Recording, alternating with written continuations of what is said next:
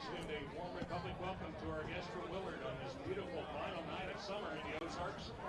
Welcome to the Tigers, players, coaches, cheerleaders, and fans. We're glad to have you here tonight. Welcome to live coverage of Tiger football on Republic Tiger Sports. Republic and Willard, both 3-1, and ready to do battle on homecoming night.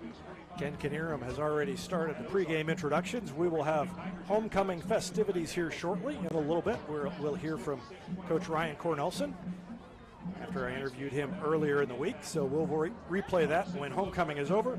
And then we should have a good one later on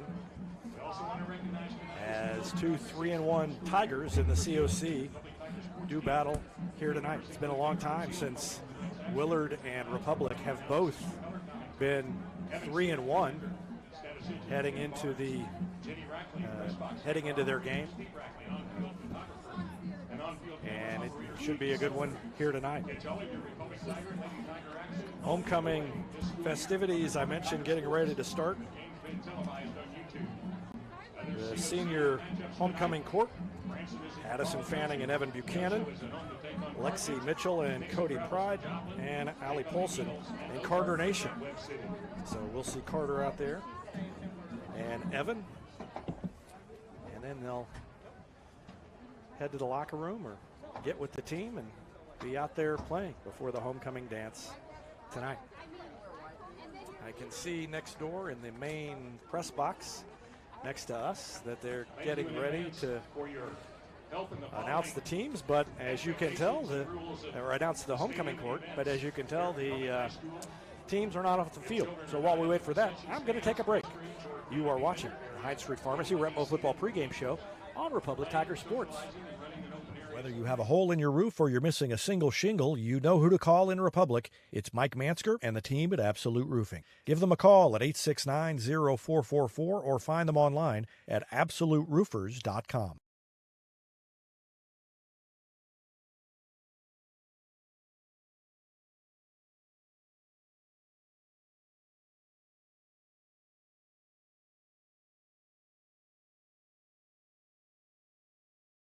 You're always on a winning team with the Pinnaker Advantage. Top customer satisfaction, a large selection of new and pre-owned inventory, plus 20% off routine maintenance for the entire ownership of your vehicle purchased at Pinnaker Chevrolet in Republic. You can score big with the Pinnaker family-style service serving the Ozarks since 1979 with the knowledge and no hassle or gimmicks that will make your car shopping experience easy. Let our family take care of yours with a 5-star customer experience at PinnakerChevrolet.com.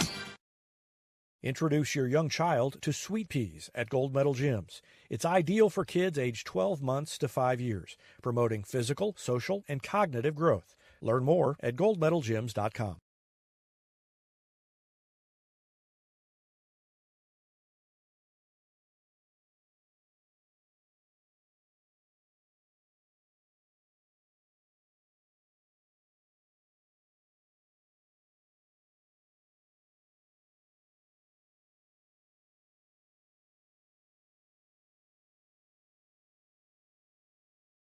State Farm Insurance is there anytime, anywhere you need it with helpful advice and award-winning service. In Republic, call Chris Yoakum at 732-1463 or go online at chrisyoakum.com and get to a better state.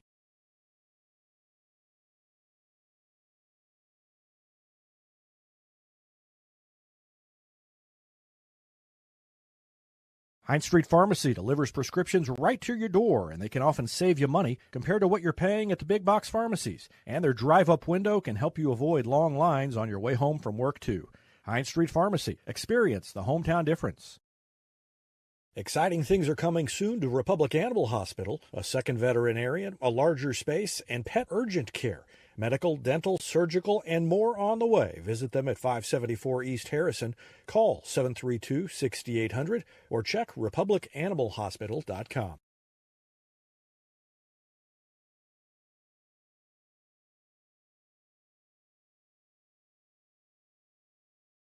Any day is a great day to send flowers. Heaven Sent Flowers and Gifts has been your local florist in Republic since 1987, offering free local delivery.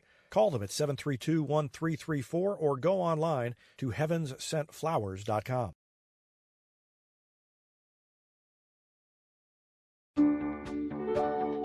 Recently, Cox Health Springfield Hospitals achieved magnet designation in nursing, an accomplishment that only 9% of hospitals in the nation share.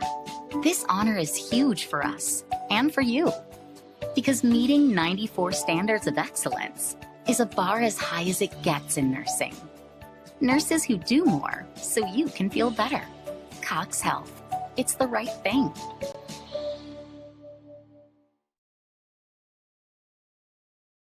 Here's a touchdown for your family budget. Combine your home and auto insurance and save money with State Farm agent Sarah Rader. Find her online at sarahrader.com.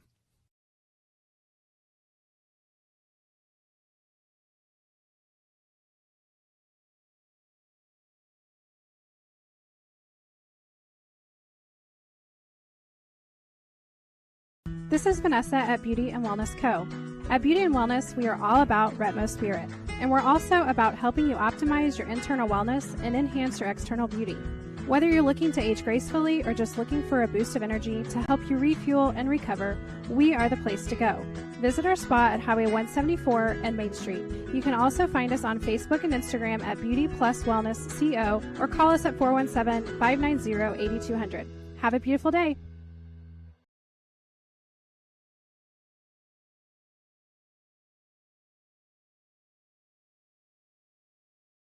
Vision Health Eye Center. Outstanding eye care, exceptional eyewear. From prescriptions to emergency care, they help your family see and feel better than ever before.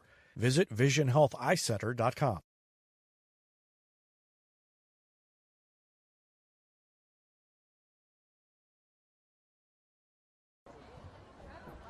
Welcome back to the Absolute Roofing. No, not the Absolute Roofing. That's basketball. The Hines Street Pharmacy Retmo Football pregame show on Republic Tiger Sports. And homecoming was supposed to begin at 6:25, but the teams are lollygagging at the middle of the field. And so we haven't been able to get the candidates out there. And presumably that will begin soon. But in the meantime, I thought that Mr. Rich Miles and I would have a little conversation about Willard, Republic, and it's a great rivalry. And should be a good one here tonight, but this one goes obviously way back. Goes back to the Greene County League before the COC formed back in the 1960s. Oh yeah, that goes back to I think you had said the 1960s. It was 1970 was the first time that Republic got a win against the Willard Tigers. It goes back to the early late 60s, but this is a rivalry that goes over several generations. Yep. And it doesn't make any difference what sport it is when it's Republic and Willard playing each other. It's the proximity, the geography of the two towns being close to each other. And like you said, this goes back to before you even had the COC conference. These teams played each other, and basketball, softball, football tonight. The stands are always full. This is a great rivalry, and what a perfect opportunity, to display that rivalry during homecoming. And speaking of homecoming, we're just about ready to start, so we're going to let you listen in to Ken Knierim and then the student council reps who will be announcing the homecoming candidates. Well, or we will at some point. I guess we got to wait for now. Willard's players got to run in front of the candidates and get off the field. So once that's done, we're going to wait, and then we'll get started.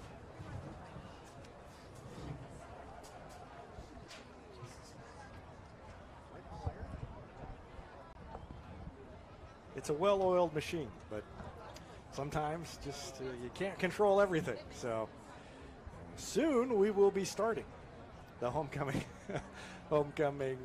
festivities. We got one last player to get across there, and now I think we're just about ready. Oh, we also got to get the another thing, Mr. Miles, is that we got to get the players for Republic who are accompanying the Queen candidates. Now here we go. High School Student Council President Paige Narber, and Republic High School Student Council Vice President Avery Goodman. Let's have a nice round of applause for these two ladies.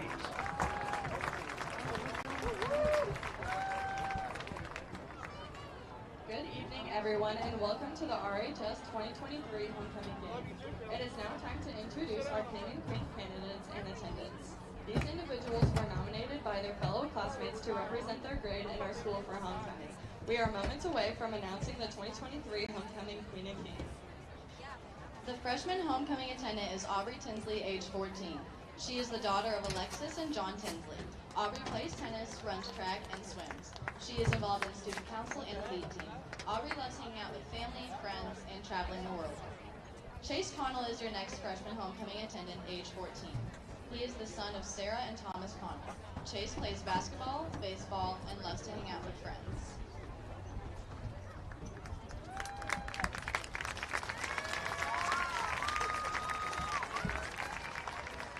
The sophomore homecoming attendant is Keisha Muski, age 14. She is the daughter of Tiffany and TJ Muski. Keisha is involved in theater and loves to hang out with her friends and read. Eric Travis is your next sophomore homecoming candidate, age 15. He is the son of Twyla and Brooks Travis. Eric is in band and FFA. He enjoys hiking, exploring, and spending time with family.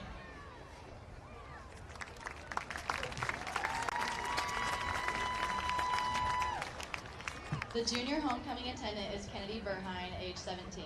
She is the daughter of Victoria and Nick Burnley. Kennedy plays tennis and runs track. Also, Kennedy likes to read and go thrifting. Davin Parks is your next junior homecoming attendant, age 17. He is the son of Charity Parks and Jeff Parks. Davin plays basketball and enjoys hanging out with his girlfriend, as well as listening to music in his free time.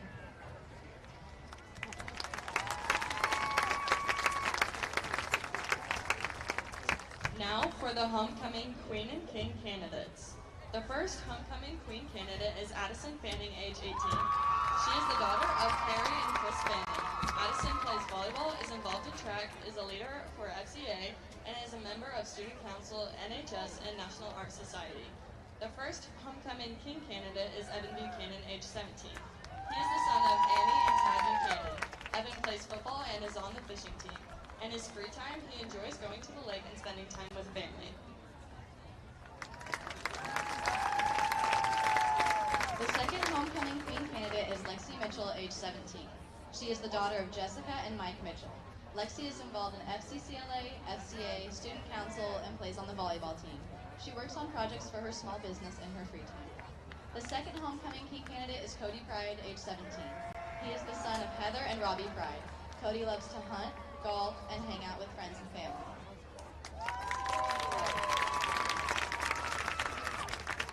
The third homecoming Queen candidate is Allie Polson, age 17. She is the daughter of Adrian and Adam Polson.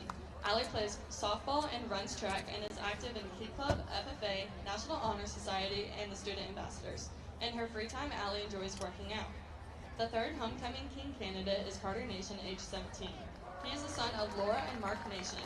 Carter plays football and baseball and is active in Key Club and the National Art Society, Honor Society. He plays golf and works out in his free time.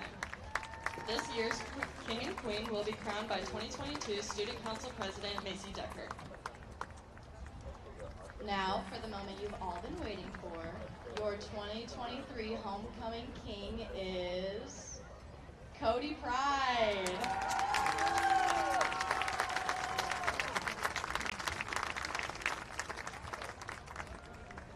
And lastly, your homecoming Queen of 2023 is Lexi Mitchell.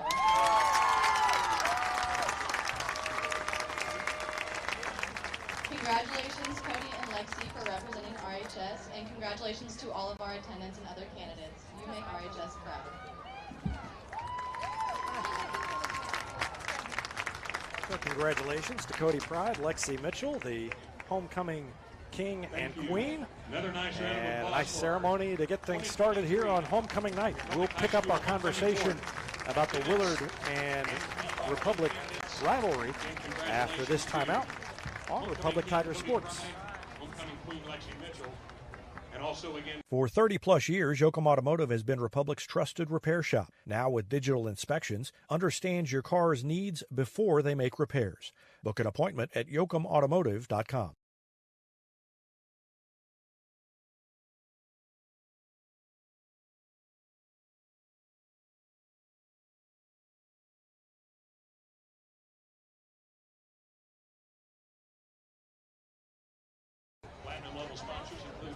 Welcome back to the Hines Street Pharmacy Retmo Football Pregame Show on Republic Tiger Sports. Rich Miles alongside, and we were talking about the rivalry between Willard and Republic, and I know you've got some more information on that to talk about here tonight. But first, I got to turn your mic back up. I did, and then I turned up the wrong one. So, all right, let's try that again. All righty. Yes, earlier we were talking about the rivalry, not just in football, but in other sports, Republic versus Willard that goes back several generations. On the football side of things, Republic and Willard first played each other going all the way back to October 11th, 1968. Willard won that first game 26-12, and I alluded earlier, Republic finally got his first win against Willard in October 1970, where Republic beat Willard 14-6. So that was a close game there. Tonight's game marks the 56th varsity football contest between these two schools. So this is something that goes back quite a bit. There may be some other schools that Republic has played more. Not sure, but I don't know. 56 is a lot. I think that 56. Contests, yeah. I think they've probably played really more than anybody. And two different times during that stretch, Republic has the longest winning streaks between the two schools. Republic has two 11-game win streaks versus Willard. The first 11-game win streak stretched from 1973 to 1983, and then the second time that they had an 11-game streak against Willard was 2002 to 2012. And I was able to coach. I was coaching football during that time, so I got to be a little bit a part of that awesome streak there. Currently, Republic is on a 5-game winning streak against Willard, which includes last year's Republic win, the score of 49-22.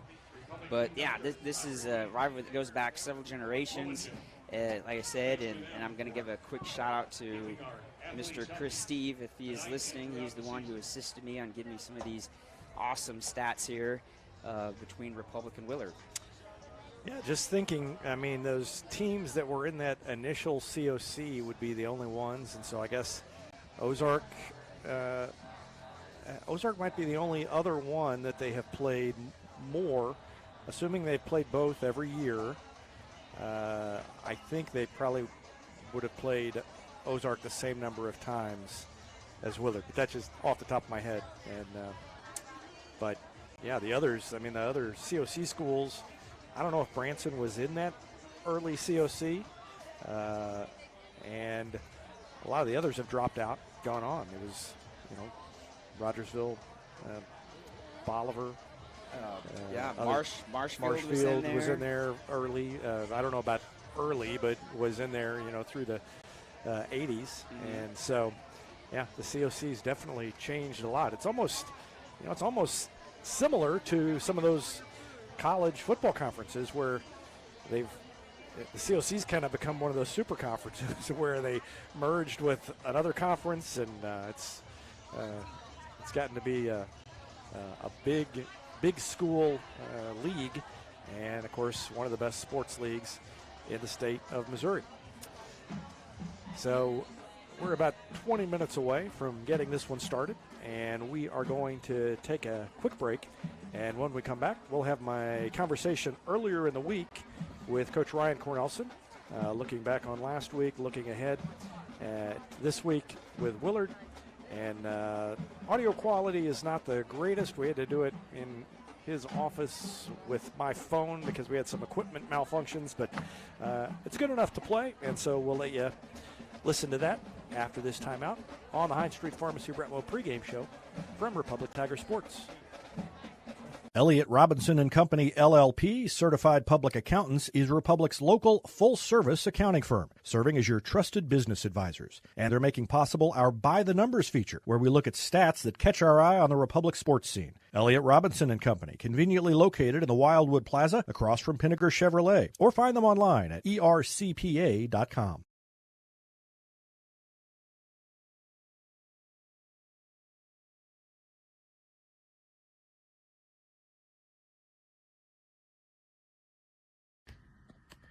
David Brazil alongside Coach Ryan Cornelson as we get set to talk Tiger football for another week. And coming off a win at Neosho, biggest win of the year so far. And you've got a big matchup with Willard.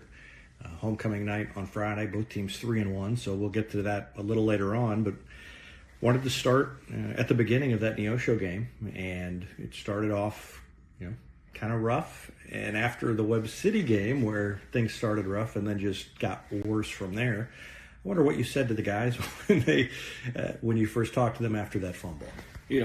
Honestly, we didn't say a lot about it. We tell our kids all the time we're going to play the next play as hard as we can, whether something good happens or something bad happens. And, so as a coach, you kind of got to honor that code as well. And so when something bad happens, you can't panic or get after them too much. And if something good happens, you can't get excited. And so I think if you even watch the Webb City game, I think our kids, the demeanor we have, they believe in that, and we do that week in and week out. Where you don't see us overly celebrating a big play. You don't see us overly you don't see bad body language when something goes bad. We just keep playing, and so we've created that culture.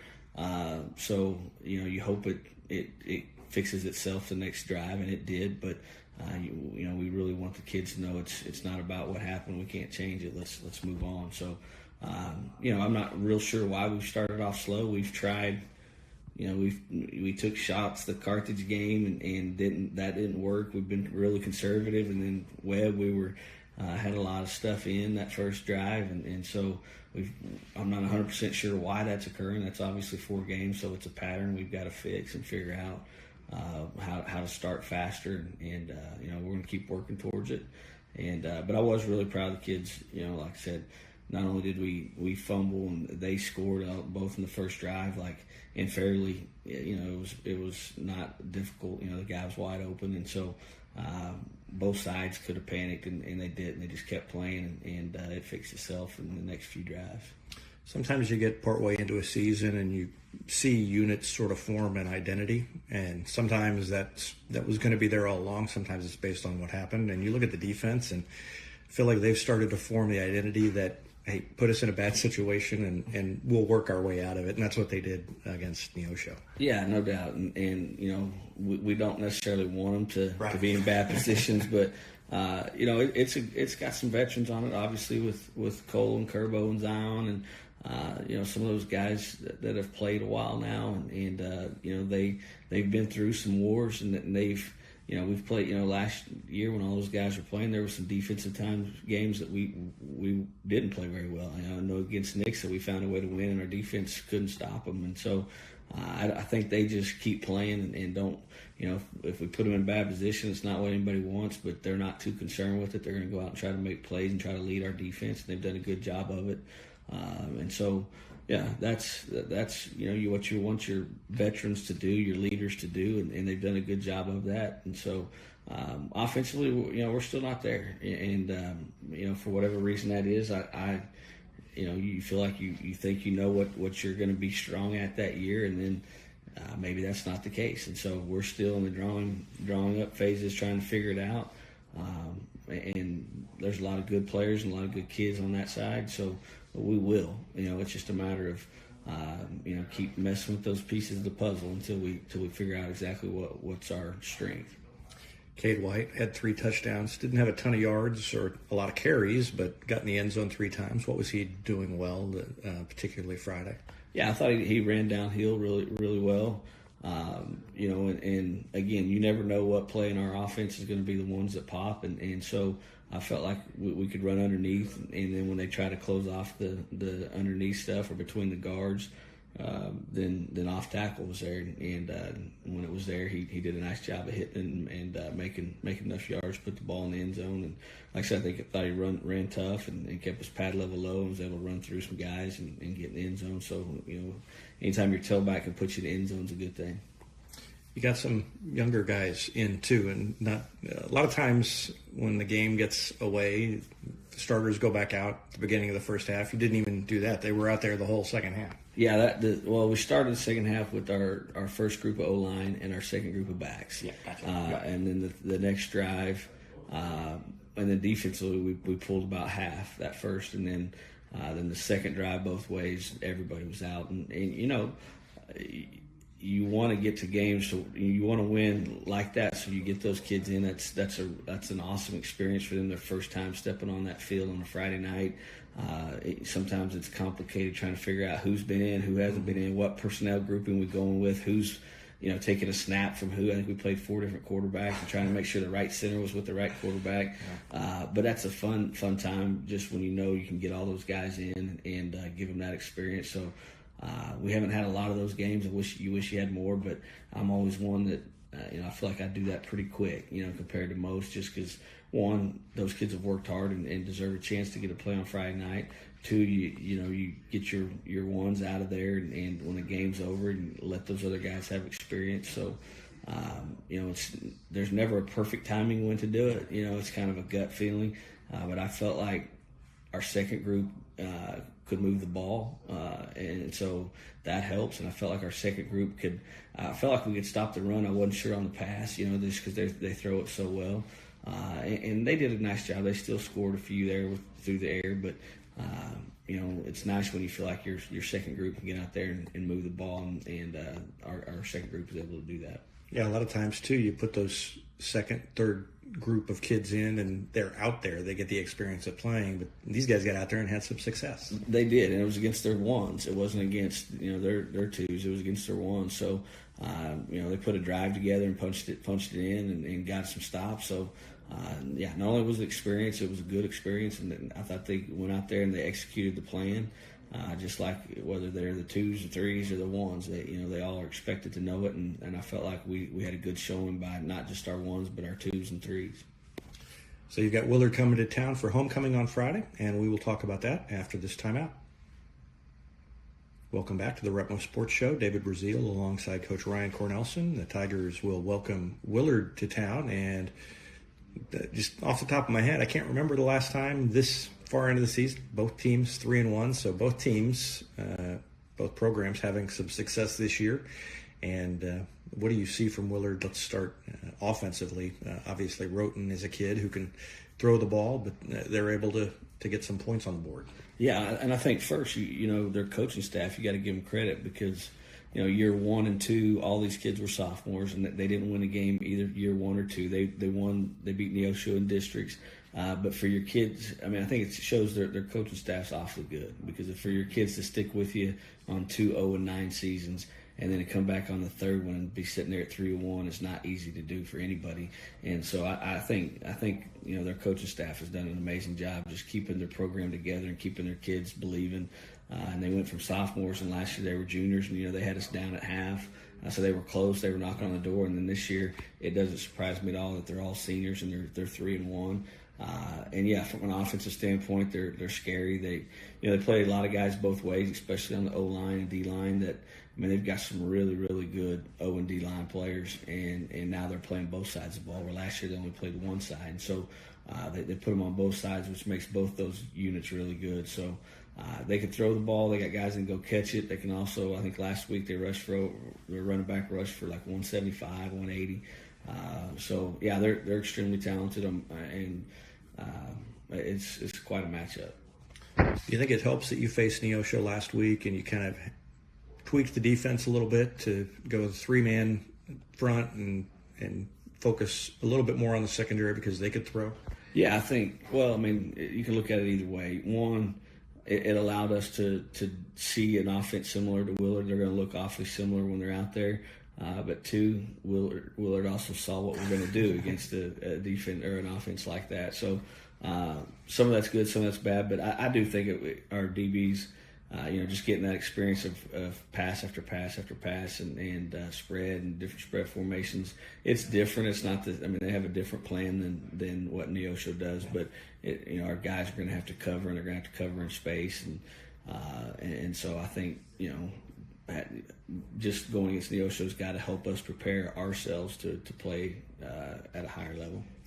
Defensively, what does Willard throw at you? Yeah, so defensively, they're really athletic in the back end with their secondary. Those guys are really athletic, come up and make tackles, but there's no doubt about it, their D-line is really good. I would say it's as good as anybody in the conference, and you look at their scores, and their D-line's good. They're all back. They were good last year. We couldn't move it on the first half, and then we found some things second half last year, but they're big, they're strong, they're physical, and so it'll be. I know we've played Webb City, but this will be the toughest D-line we went up against this year. And it's, to me, it's not even close. Like they're good because there's not just one or two. It's the whole group, and they're strong and physical, and so that'll be a true test for O-line. This to me, like, this is our biggest test from an offensive line standpoint. Can we get movement against this good a D-line? And I knew last year they were good, and then I knew they were all coming back. So it's going to be a test. We'll have to play our best game, but it makes it exciting. It's homecoming, 2 3-1 schools, and I know it was before my time, but Willard was always the big rivalry, and so that obviously is going to be back in play now that both teams are doing well.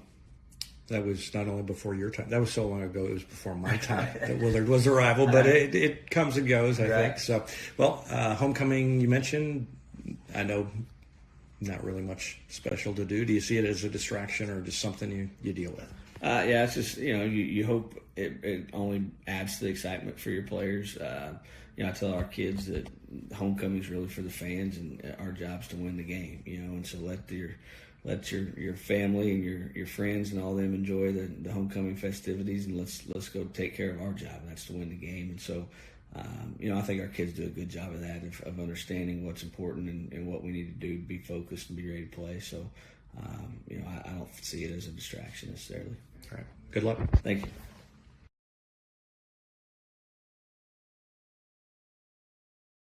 Destiny Church is a proud supporter of Republic Tiger Sports. Join us on Sunday mornings at 8:30 a.m. or 10:30 a.m. at 526 East Harrison in Republic, right behind McAllister's Deli. We also offer youth service for students 6th through 12th grades on Wednesday evenings with doors opening at 5 p.m. You can find us on Facebook, Instagram, or online at destinychurch.me.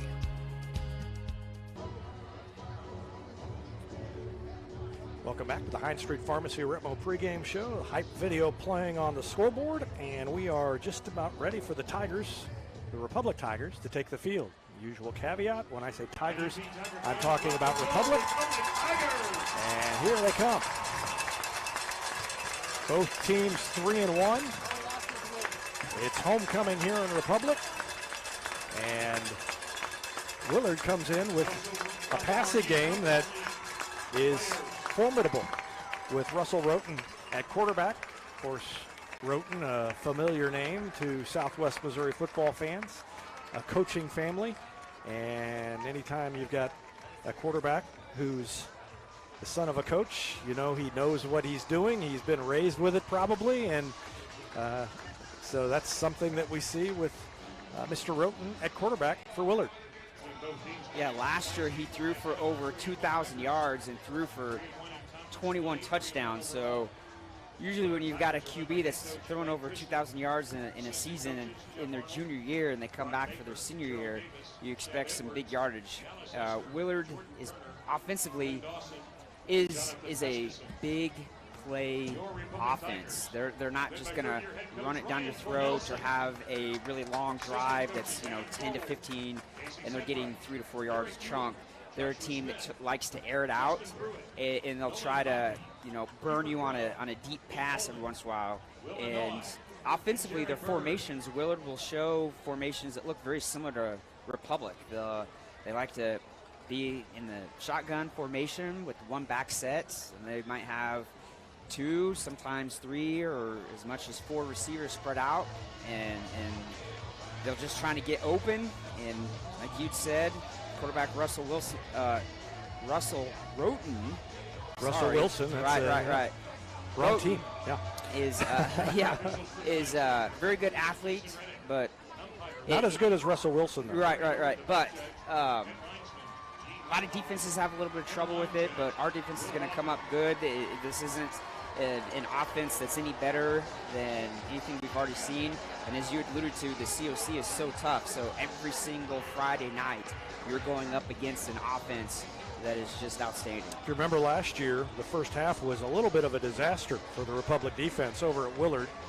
And I think there was some talking to at halftime based on what I heard, what Coach Ryan Cornelson told me after the game. I think there were some lectures delivered at halftime, and they came out and got it straightened out. But it was the long pass play that really killed Republic in the first half.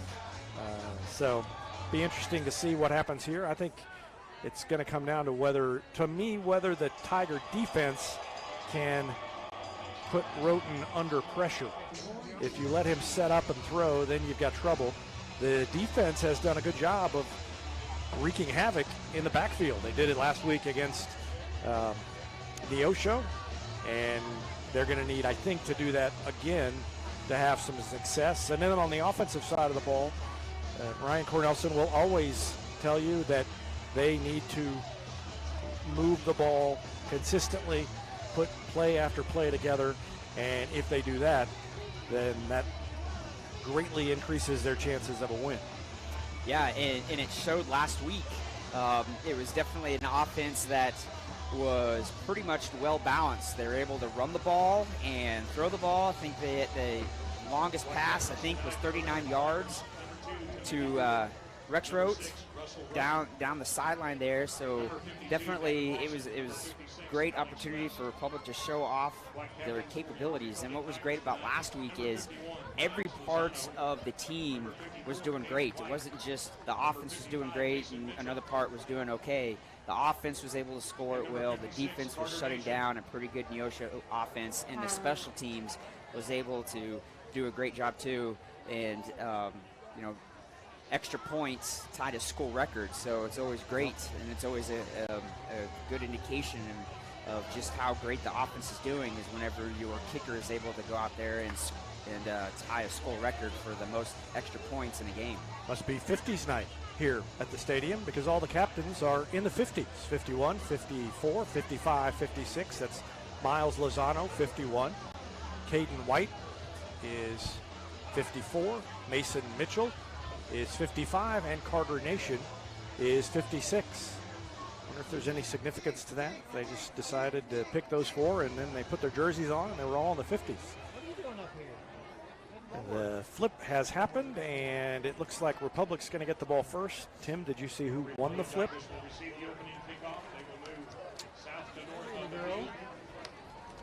Well, Tim, I don't know why you were not heard, but now you should be heard.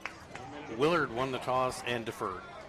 So back to the usual, which is the team that wins the toss defers. Last week it was unusual because Neosho won the toss, decided to receive, and that didn't work out. Well, that part worked out, but everything after that did not work out.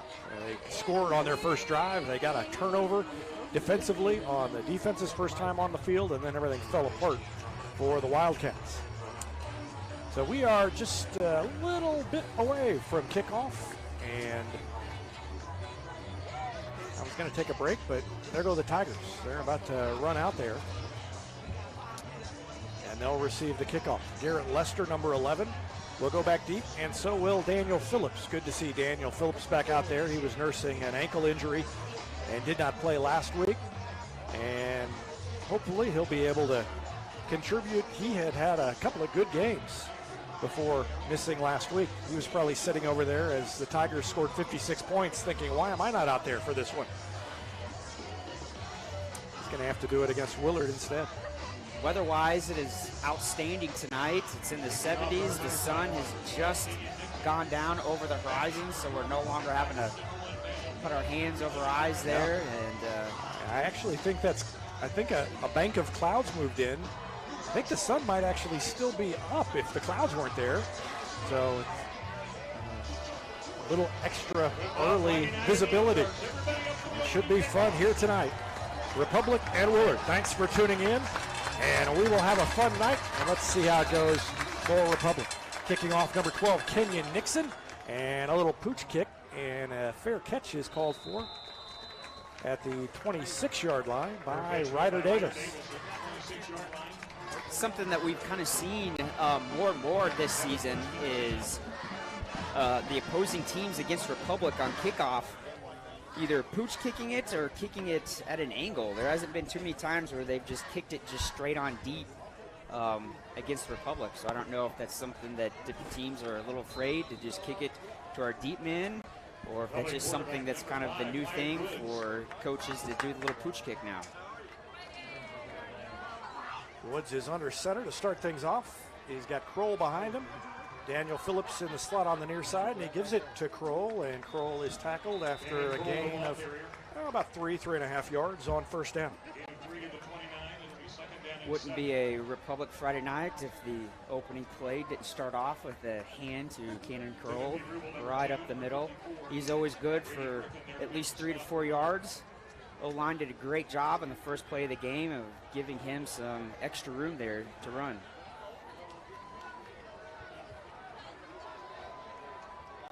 Second down and 7. And they give it to Phillips. He cuts back and ran right into a defender who stood him up and dropped him. And it looked like number 54, Brady Griffin, the defensive lineman. Nope, Elijah Burgeon, number 89, was the tackler. Gain of a couple, and it brings up 3rd down and 5 for Republic. Rexroad is split out wide here to the near side. Everybody else in tight. Phillips is out and Fleetwood in. They give it to Kroll, who spins off one tackler but is held short of the first down, short of the 35, and this will be an interesting call. I would normally expect most coaches to punt here, but I don't know that Ryan Cornelson will. Right. There's been several times last year and this year where coach has gone for it on 4th down, and it looks like they're going to go for it. Or at least, yeah, if they don't, it'll be a little pooch punt by Woods, but I think they will. You know, they've picked up at least this much on every play. Maybe do a hard count, try to get him to go off sides. I think they'll sneak it. Oh, they almost did get him off.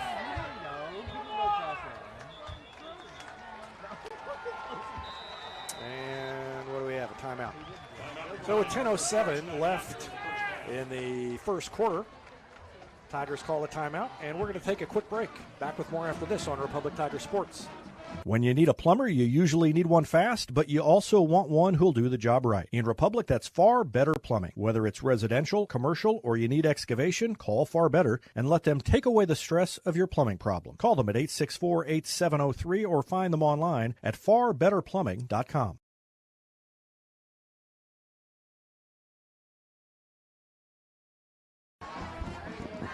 Welcome back. And let's see if the Tigers go for it. Come on, boys. Let's go. They sure look like they're going to, because Woods is right up there close under center. Austin Key is the center. The defense is really packed in there. And they give it to Kroll, who fights forward, and I think he got it by about a half a yard.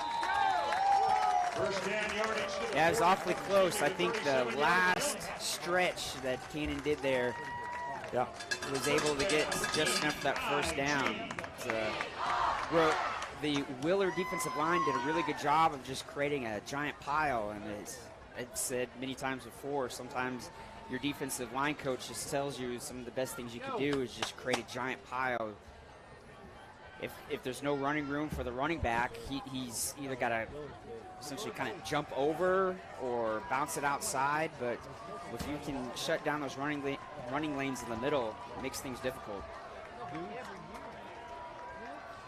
1st and 10, and Kroll gets it again. And again, he is hit after a short gain, maybe a yard and a half, almost 2 yards, but that big defensive line And Ryan Cornelson in the pregame talked about the fact that a lot of their line plays both ways, and it's that experienced line that was so good last year. Last year, they were only playing one side of the ball. A lot of them are now playing two, but they're seniors. They've been playing since they were sophomores, and they have gained that experience, and they have put it to good use here. Boy, he ended up getting 2 yards out of that, which is really something. And this time, Wyatt Woods keeps it, and he spins off 2 or 3 guys and takes it all the way out to the 50. Great game by Wyatt Woods, and that is a first down for the Tigers. Those are the type of runs that energize an offense. Whenever your QB goes out there and is able to kind of lower his shoulder and take on the hit instead of being hit, sometimes that gets the guys, really jacked up on the huddle, and that really shows the energy level going increased here. What I've noticed, too, in the first few plays is the corner that is on Rexroth for Willard is playing way off. They're almost 10-plus yards off Rexroth, so if there's something they could throw real quick to him, it's got to be open. And that is what they were planning to do, but he wasn't open, and so Woods took it up the sideline, and he's still going down inside the 20. And that's what happens when you try to cover James Rexroth. You've got to keep track of Wyatt Woods, and Woods got loose, and he picks up more than 30 yards on that play. Watch him roll out right there. He just decides to tuck it and run, and great blocking upfield to free him as he decided to run it. I didn't catch who that was. But that's some good decision-making right there. When you got a QB that understands that if your receiver is not open, then the best thing is to kind of just call your own number and get the most yards you can. That was Cade White who sprung him with the block. And now Cade White carries the ball, and he spins inside the 10. And he's near the first down marker again. Tigers are back in the red zone, or in the red zone for the first time. And Sarah Rader sponsors our red zone report all year long, and also sponsors our off-the-field reports about non-sports teams and competition there. We appreciate that. The Tigers looking for their first touchdown in the red zone, and there it is. Cannon Kroll takes it into the end zone, and Republic, just like that, breaks on top 6-0 with 7:37 left to go in the first quarter. Offensive line did a great job on the right side. He just ran right behind his right guard, and there is a giant running lane there that you see between the center and the right guard. Cannon almost goes untouched into the end zone.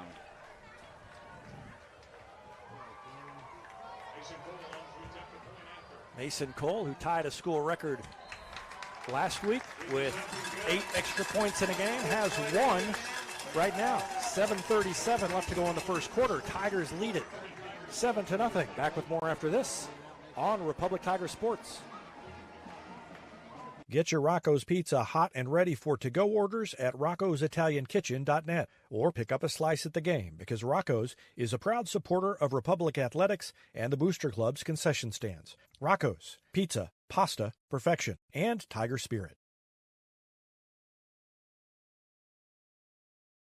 For nearly 50 years, Southern Sun Electric has been helping to build Republic and the Ozarks. For dependable commercial and industrial construction and service, choose Southern Sun Electric, a longtime supporter of Republic students. Find them online at southernsunelectric.com.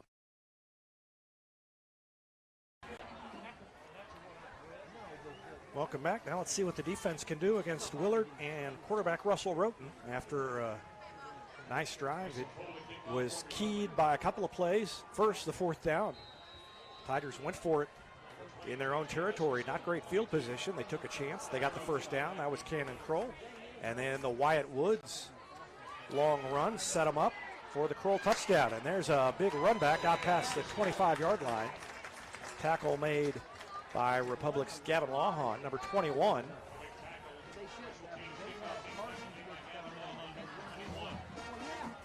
And with 7:32 left, Willard will take the field for the first time. Now going back to that drive, that fourth down play was definitely pivotal. right there is the fact that they tried to get him to go off sides on a hard count, called a timeout, and then was able to give Cannon Kroll the opportunity to get that first down. 2 wide receivers to the right, 1 to the left. And a running back behind Roten gets the handoff, and it's blown up in the backfield. A couple of players were back there, and Evan Buchanan ended up making the tackle. Number 71, Keegan Hunt, was in there as well to help out. And the carry was by Rickstraw. Oh, no, Gary Walker, number 5, was the running back. 5'9", 180. And it's 2nd down and 9. He picked up a yard. And now they come to the near side, and a missed tackle by the Tigers, but 2 other defenders there to clean it up, Garrett Lester and Kendall Curbo. And it's a short gain, again by Walker. Gain of a couple. And it brings up 3rd down and 5. So he gained, I guess he gained more like 3, maybe even 4 there. This is where we would expect to kind of see the arm of Roten. Tigers back in a 3-man front like they had last week against Neosho, and Roten is going to throw it. He's under pressure. I think there was a hold. He threw it at the feet of his running back because he had to get rid of it. And it was Keegan Hunt, who was in pursuit, I believe, who got in there and forced him to get rid of the ball early. Yeah, it looked like it was setting up for a screen, and the defense just snuffed it out. So 4th down, and on 4th and 5, Willard will have to punt it away, or at least it looks like they're planning to do that. That's further than Republic had to go on its 4th down attempt.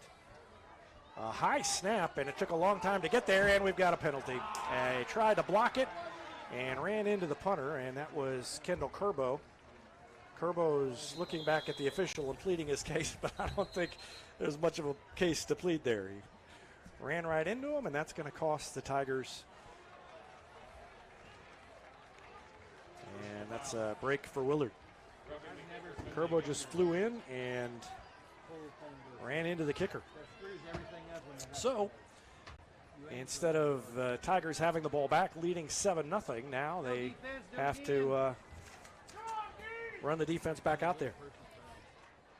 We've talked about it, especially in penalties, it's the little things, understanding, the situation, being under control. You tell the guys that are out there on the pump block, you need to try to get back to the punter as quickly as you can, but you got to do it under control, to where if the ball's away, you got to be able to pull up at the last second. And he didn't have an angle. He wasn't going to block that anyway.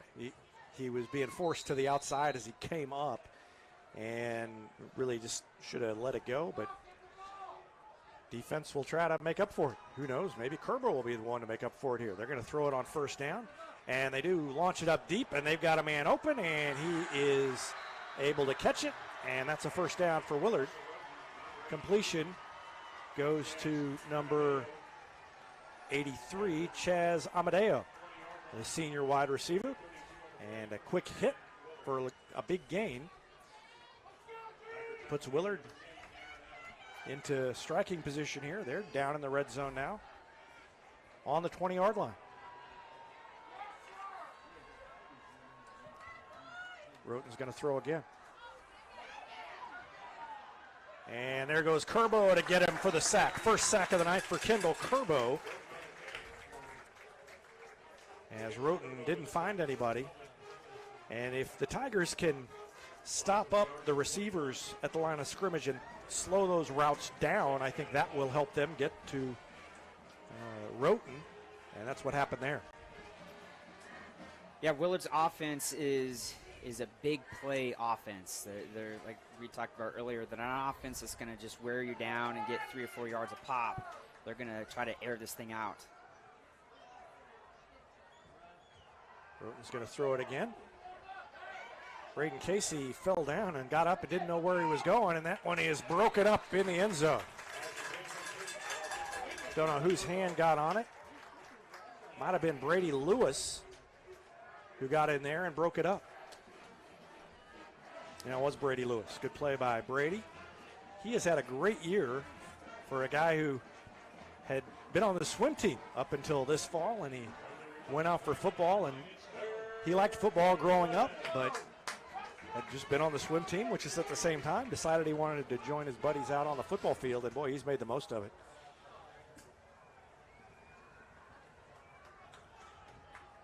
Third down and 11 now for Willard. And a keeper for Roten, and he is hit once, hit twice, and thrown to the ground by Keegan Hunt. Hunt threw him kind of forward, so he ends up with more yards than maybe he would have had. But it's going to be 4th down and about 5, I think. 4th and 4 is what they've got on the scoreboard. Willard's switching some things up here. Looks like they took out a receiver and added another lineman. They've got one wide receiver to each side. Timothy Rubel, number 2, is over to the right. And they run it, and they're not going to get it. They thought that they would catch Republic napping with a run play, and the defense made the stop. That was a good job. Willard, like I said, brought in an extra lineman there, pretty much kind of tipping off that it was going to be a run play, that they were going to pass it. They had 2 backside linemen that pulled to the right, and they weren't able to do anything. The Republic defensive line did a great job of not only stonewalling the pulling lineman, but also stonewalling the ball carrier. What a great defensive stand there after a big play by the Willard offense. Yeah, I got to say, I don't understand that call offensively. I mean, that's in that position, I go with Roten's arm, or maybe a draw. And on 1st down, the Tigers pick up big yardage with Cade White. He picked up about 8 yards. Great is no matter which ball carrier for Republic, who said this, is always trying to stretch out and get that extra yardage there.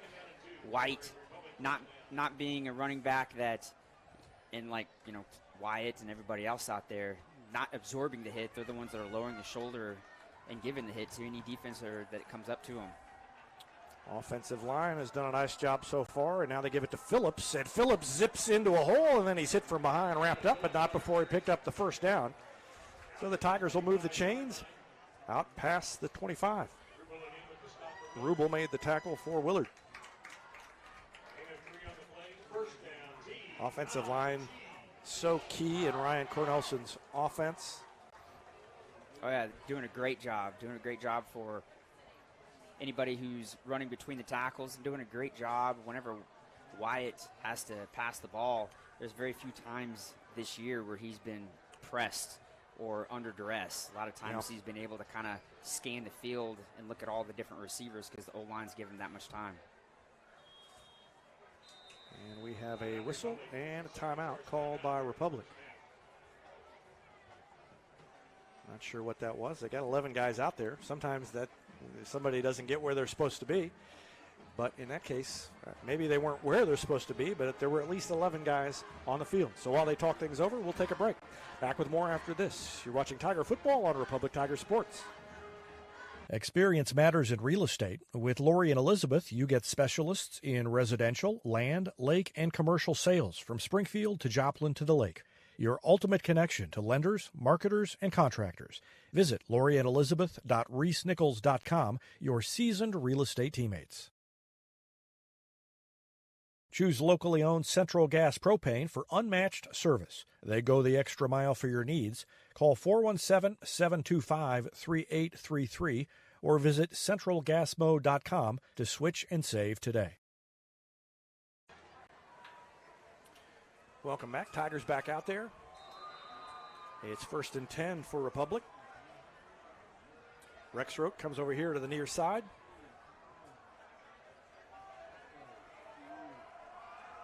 Look at all that space that corner's given Rexroth. And rolling out, Woods has to get rid of it. He threw an interception. Threw it right into the gut of the defensive back, Omero Inda. And that is a turnover by the Tigers. He was under duress and had to get rid of it, and I don't think he saw Inda. Inda just stepped in front and took it away.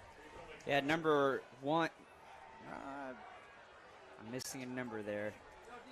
But Willard had a guy on a blitz, and he just came flying off the edge, almost like they blitzed right into the play, which sometimes you're lucky enough to do that. And he blitzed right where Wyatt was rolling out to his right, and Rexroth was open, but Wyatt threw it. Sometimes you tell your QB, sometimes it's better just to eat the ball or just throw it out of bounds instead of just tossing it up for anybody. Yeah, I just don't. To me, that looked. He threw it right at Inda. I think he just didn't see him there. And now they're going to throw it up top, and there with the defensive play is Zion Allen, who reached up and knocked it away, and it brings up second down. Yeah, Zion doing a great job staying with the receiver, not allowing any space between him and the guy he was covering. Did a great job there. Roten had to get rid of the ball, too, a little bit also. The defense is trying to get in his face.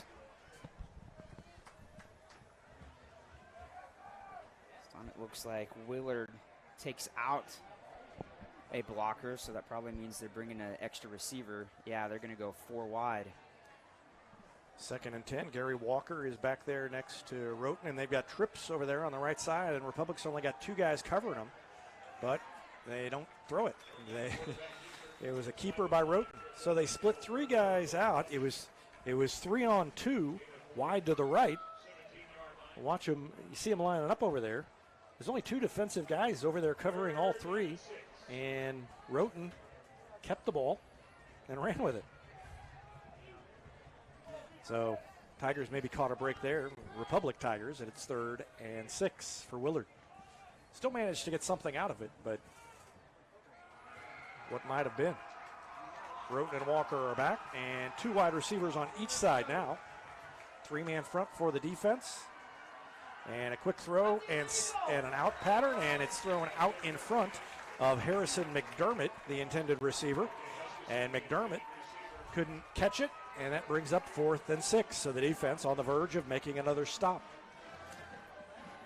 Yeah, lucky there that it was not a very good pass. If he would have caught that, I think he would have at least gotten the first down there. There wasn't too many Republic jerseys near where the intended receiver would have caught it. Ryder Davis, Keegan Hunt check in.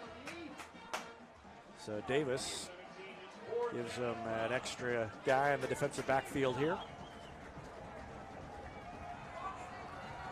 4th down here for Willard. And it looks like Willard wants the timeout. So Frank Tristan wants to talk things over, and we will take another break. 2:18 left to go in the first quarter. Republic trying to get another defensive stop. The defense has been so good all year. We'll see if they can do it after this timeout on Republic Tiger Sports. PKD Cafe, where the 417's best burritos meet friendly faces. A haven for Republic students, it's the perfect spot to fuel up before school or unwind on a weekend. Your pit stop for flavor and relaxation, only at PKD Cafe. Teamwear Solutions is not only your source for official Tiger apparel, but they're also a partner for your group's fundraising needs. Business apparel, bleacher apparel, and on-field apparel. They've got you covered. Find them online at teamwearsolutions.com. Welcome back. Republic defense out there waiting for Willard. 4th down and 6. Republic turned the ball over after the last defensive stop on the interception by Woods. And now the defense trying to come up big again. Again, 3 down linemen for the Tigers. Roten looks to throw. He's under pressure. The pocket collapses, and that's going to be a sack. And it was Keegan Hunt, once again, who got in there and made the sack. And you can see that pocket starting to break down, and Hunt just came in and took care of business.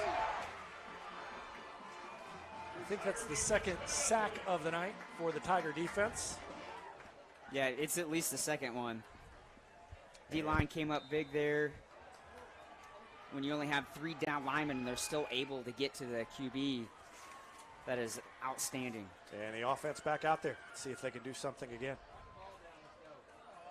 And the defense has been put in some lousy positions all year, and they've come up big. Kroll fights his way ahead for 5. And that was hard running. I mean, he had a big old lineman draped around his neck, and he still managed to get a yard or two after he was wrapped up. Yeah, that backside left guard and tackle pulled to the right side, trying to get some extra blockers there for Canaan. I think Lozano was one of the pulling linemen. Did a great job of opening up a running lane for Canaan Kroll. Lozano here on this end of the line. And Daniel Phillips right behind him. Carter Nation on the right side as well. Key with a step. They give it to Phillips. Runs behind Cade White and Carter Nation, and he zigzags, and there comes a flag from behind. Phillips with a good run, but that may be coming back.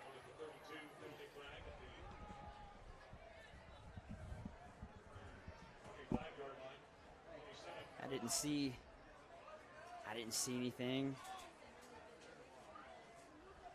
Yep, it is penalty against Republic. I didn't get to see what the referee actually motioned, but I just saw that it was pointed towards Republic. Holding. So that is going to push Republic back 10 yards. That one stings there too, because that would have been a first down. So instead of the first down, it is going to bring up 2nd and 15.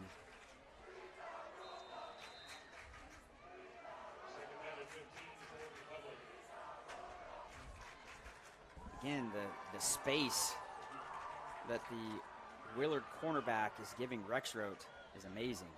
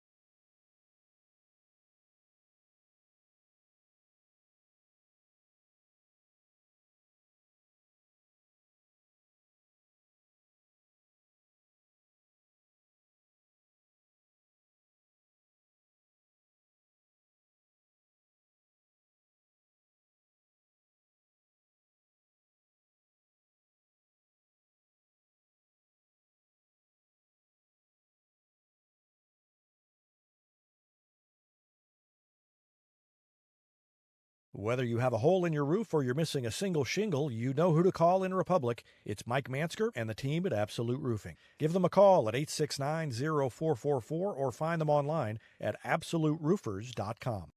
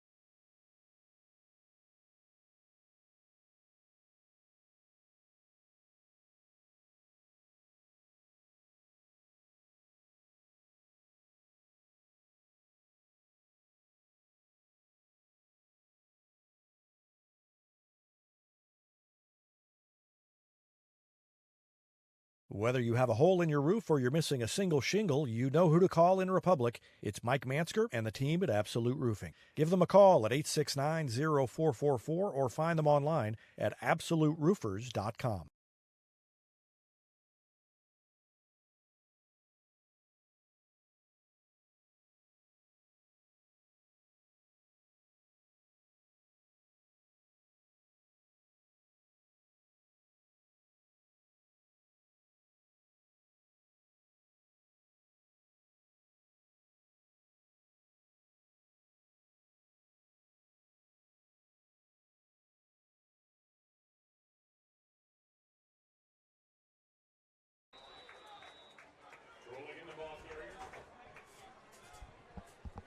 Welcome back to Republic Tiger Sports. We have 10.5 left here in the second quarter. Republic up 7-0. Gain of 3 up to the 44 is going to be 3rd and 1 for the Republic Tigers. So I think we're working. We're going to pretend we're working on this end, and hopefully somebody is hearing what we're saying here. 3rd and 1. Let's see if the Tigers can pick up the first down. Apologies for the technical issues. White went in motion, and we've got a fumble exchange. And does Willard have it? Yep, Willard's got it. So another turnover by the Tigers, and the turnover bug continues to bite Republic twice here. And a game that probably should see a little separation between them and Willard at this point hasn't occurred yet. Yeah, that was just a bad handoff exchange. It almost looked like Wyatt handed it off, and I wasn't 100% sure which back got it there, but the ball immediately went to the ground, and then there was just a scrum trying to get to it. So Willard is going to get the first down on the 41-yard line.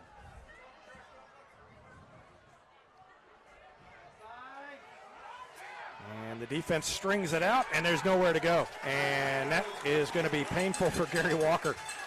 He had no ability to cut it upfield. There were 4 or 5 guys there with him, and they shut him down, and it's a tackle for loss. Yeah, he tried to put the brakes on and juke a little bit, and as you said, there was absolutely nothing there. And when he tried to put a move on there, it allowed the time for the defense to catch up to him. Wonder if the Willard Tigers will try to air it out here. They had the one long pass play, but haven't really thrown it far upfield very often, and it looks like they're going to. No, instead they throw it underneath. That was a good decision by Roten, and the catch is made by Timothy Rubel, and he is knocked out of bounds, but not before he gets down to about the 35-yard line. And I think Rubel plays some of the Willard Tigers there that plays both sides of the field. I think he was the guy that put pressure on Wyatt earlier that made Wyatt throw an errant pass for an interception in the first quarter. So Zion Allen with the hit for Republic. And it's 1st and 10 for Willard. 9:05 left in the second quarter. Well, those turnovers really take the air out of the crowd. Hand off to Walker, and he steps back, finds a hole, and zips upfield before being dropped by Zion Allen, but that's a first down inside the 15. And Willard on the move. Man, good thing Zion kind of reached out and tripped him up, because I, for a second there, thought that Walker was going to take it all the way to the end zone. So great job by Zion Allen as he was kind of stretching out to trip up the running back. Now, Ryan Cornelson said that he, and now I can't remember, I tried to make the comment, but I can't remember if it was the O-line or the D-line. I think it was the Willard D-line. He said, but it's the same guys in a lot of cases. This was as good of a line on that side of the ball as they were going to see all year. And there's another big hole opened up by the O-line. Brady Lewis makes the stop. Kendall Kerbo is nearby helping out as well. And he said, I know we've played Webb City, but this line is as good as we have played so far, based on what he'd seen on film. And that's something that kind of Willard usually is characterized for several years. It just seems like year after year, Willard is that one team that always seems to have the size, that always seems to be a little bit bigger than everybody else, especially on the O-line and D-line. So it's 1st and goal on the 4-yard line for Willard as they try to even the score. And they hand off to Walker. He lowers his head and is hit, gains 2 or 3. Up off the bottom of the pile, Kendall Kerbo.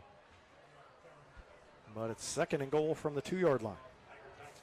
Republic could use a turnover here by Willard after turning it over twice themselves so far.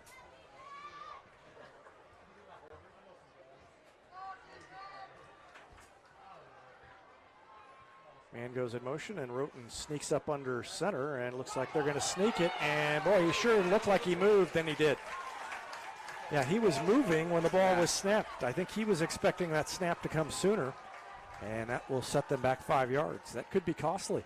Yeah, he was already moving forward like he had the ball, and just a little bit of miscommunication between the QB and the center. So now it's 2nd and goal from the 7, and a little breathing room for the defense, but not a lot as they try to keep Willard out of the end zone. I think that probably changes the play call here. Yeah.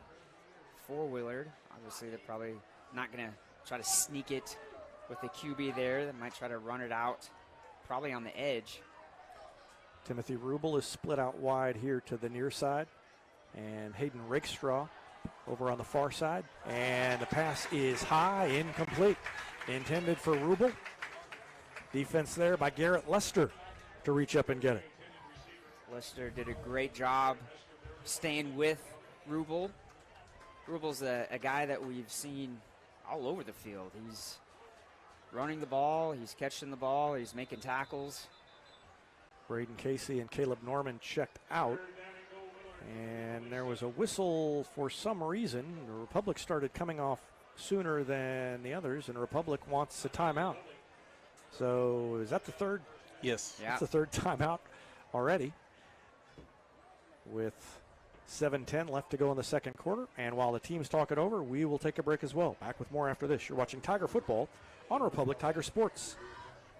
Not only does Gold Medal Gyms now offer Sweet Peas, educational gymnastics for preschoolers, they also offer recreational and competitive gymnastics and cheerleading for kids up to 18 years old. Learn more at goldmedalgyms.com. State Farm Insurance is there anytime, anywhere you need it with helpful advice and award-winning service. In Republic, call Chris Yoakum at 732-1463 or go online at chrisyoakum.com and get to a better state.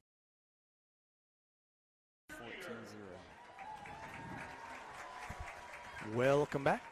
Tiger defense trying to dig itself out of another hole. 3rd and 7, or 3rd and goal from the 7. A penalty against Willard has pushed them back 5 yards. And the defense needs 2 more plays here to make another big stand. Of course, the season started with a big stand by the defense against Carthage in week 1. At the end of the game, they got the stop they needed 2 or 3 times. And they are there to meet Roten. 3 guys there. I think the first one to get him was Evan Buchanan. And defense did a great job of shutting that down. That was a QB draw, and Roten had absolutely nowhere to go. So it brings up 4th down, a goal from the 6, and Willard has already been kept out of the end zone when it looked like they were about to score once tonight. The defense will try to do it again here. Kind of surprised by that last call by a QB draw. I would think that they would try again and test our corners by throwing the ball. Out of the shotgun, they're going to throw it. And over the middle, underneath it is caught. And is he in? Yes, they say he's in. And that was awfully close. But it's a touchdown for Willard. Obviously, the referee's got the better view, and he just was able to stretch it across the goal line before the ball popped out. Well, yeah, I mean, he was going down as the ball was crossing the line. Just a little bit too late to get there and stop him, and it's 7-6, and Willard will have a chance to tie the score.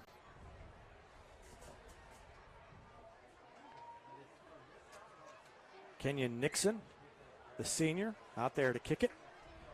And the holder is Tyler Davis. The hold is down. The kick is not very good. It's no good, and Republic remains on top, 7-6.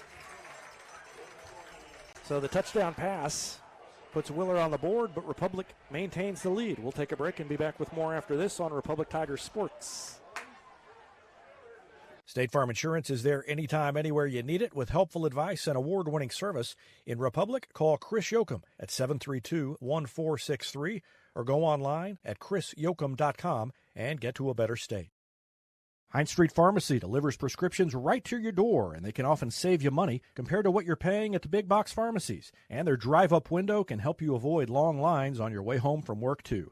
Hines Street Pharmacy. Experience the hometown difference.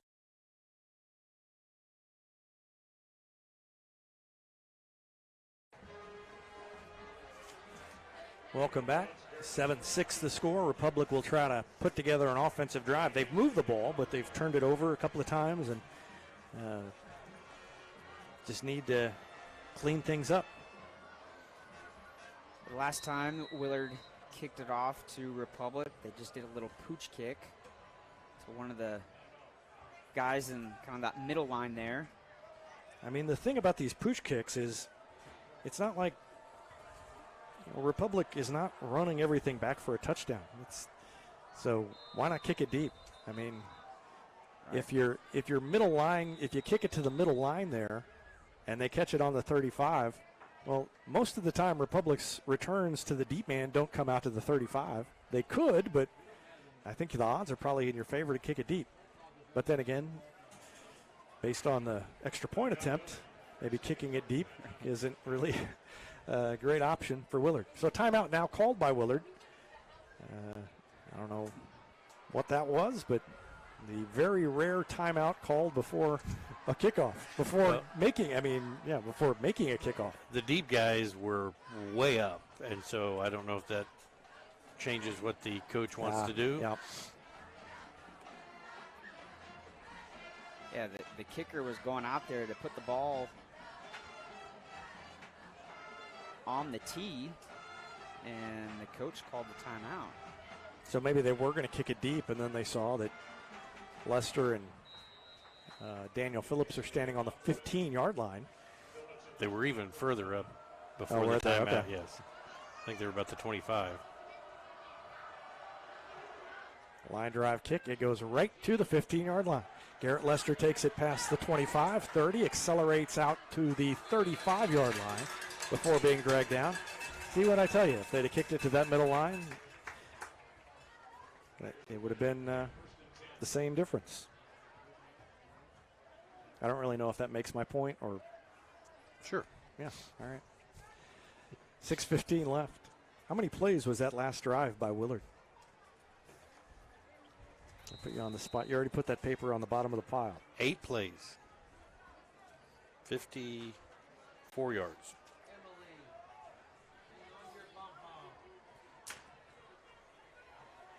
7-6 Republic, and the Tigers back with the ball.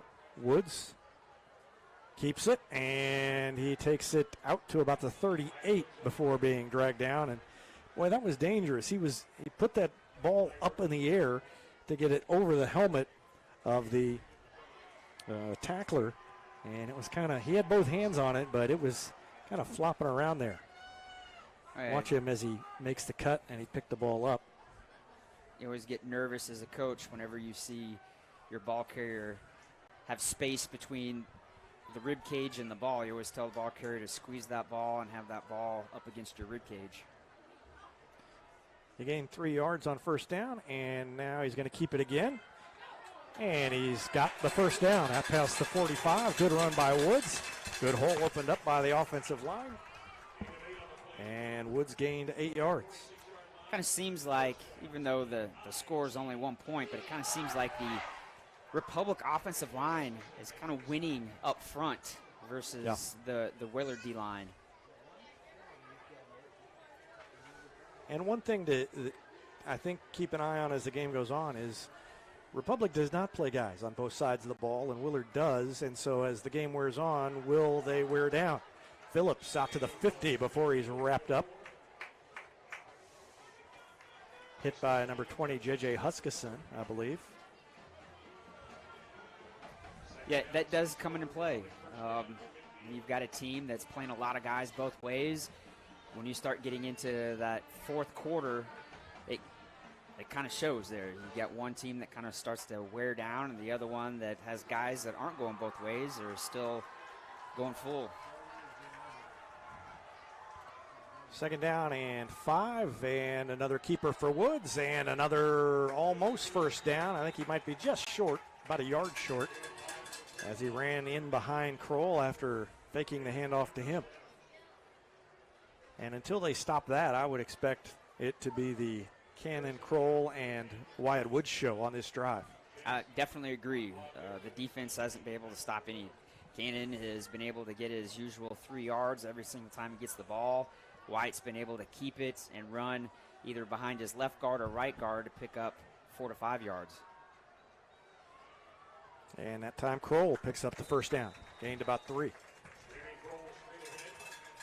Again, that shows just how well the offensive line is working tonight. An O-line that is allowing, no matter who the ball carrier is, to get positive yards. Ball on the 42-yard line, and Republic continues to move the ball forward. James Rexroth comes out, checks into the game. He didn't come out of the game. He comes out onto the field and checks in, and he is wide over here on the right side. Everybody else in tight. It's Phillips and White. Phillips goes in motion. They give it to Kroll, and he is hit immediately, gained maybe a yard, and it'll be 2nd down and 9. Wonder if they will throw it to Rexroth at any time this particular drive. Again, it seems like the corner that's lined up over Rexroth is 10 to 12 yards out. If you did some type of short pass or a quick drag or a slant or a skinny post to Rexroth, it would be there. I mean, he looks like, well, let's see. Let's look at the roster. Number 30, Christopher Brown, 5'11", 155. I think Rexroth could run over, but there it is. And it was behind him. He caught it anyway, and now he turns it upfield, and look at him go. Look at him go. He's going all the way. Touchdown, James Rexroth. He caught the ball. He ran over a couple of guys. He went all the way to Pater, and Republic takes a 13-6 lead. And how about James Rexroth after the catch? 1, 2, 3, 4 tackles he broke. And then he just found the opening and went all the way in. James Rexroth with the touchdown. We've got Willard players shaken up, and they're taking a look at him. And while they do that, we are going to take a break. Tigers now lead at 13-6. We'll be back with more after this timeout on Republic Tiger Sports. Exciting things are coming soon to Republic Animal Hospital, a 2nd veterinarian, a larger space, and pet urgent care. Medical, dental, surgical, and more on the way. Visit them at 574 East Harrison. Call 732-6800 or check republicanimalhospital.com. Any day is a great day to send flowers. Heaven Sent Flowers and Gifts has been your local florist in Republic since 1987, offering free local delivery. Call them at 732-1334 or go online to heavenssentflowers.com. Welcome back. 41-yard touchdown pass from Wyatt Woods to James Rexroth, called exquisitely by Rich Tony Romo Miles.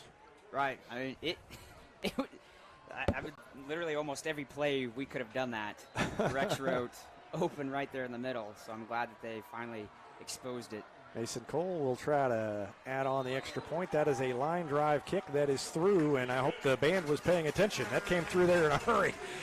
2:44 left to go in the 2nd quarter, and Republic stretches its lead to 14-6. We'll take another break and be back with more after this timeout on Republic Tiger Sports.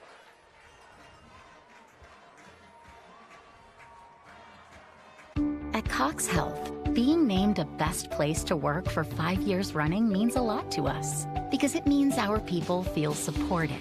People like Ryan, Assistant Director of Pharmacy. Jim, I'm a volunteer. Renee, Flight Paramedic. Aris, Registered Nurse. Dr. John, Cardiology. And when they feel supported, they can do their jobs better. which means they can take better care of you. A better place for our people and you. Cox Health. It's the right thing. Welcome back. We were laughing during the break that a couple of the Willard defenders didn't look like they wanted to get in James Rexroth's way once he got up ahead of steam, did they? No, there's a couple of guys that would kind of either just say ole. You just allow the guy to do his thing. And I don't blame him. I mean, once he got going, he was going. So Republic will kick it off again. Mason Cole, high end over end kick, goes straight out of bounds. That's been the one thing that has maybe been the weak spot in his kicking game is the tendency to kick it out of bounds. He got bailed out a couple of times by Carthage. They caught the ball as it was going out of bounds instead of letting it roll, and they were much further back in Carthage's territory than would have been if they'd let it go and gotten the ball on the 35. But the 35-yard line is where Willard will take over here. With only 2:44 left to go before halftime, what's got to be on the mind of the defense right now is no big plays. The time is an issue here. Willard only has one timeout here in the first half. 4 wide receivers, 2 to each side. And a handoff to the tailback. Tackle made by Lewis with help from Braden Casey. And a big run by number 5, Gary Walker. They keep him in bounds, though, and the clock continues to run. Lewis was the first one there. A gain of 9 brings up 2nd down and 1 for Willard. Yeah, Roten was motioning over there to the sideline to hurry up and get the call, and he was kind of swinging his hand there saying, come on, give me the play. And goes in motion, and they're going to throw a little out pattern to him. It's caught for a 1st down. And good yardage on the catch by Chaz Amadeo, the senior wide receiver. The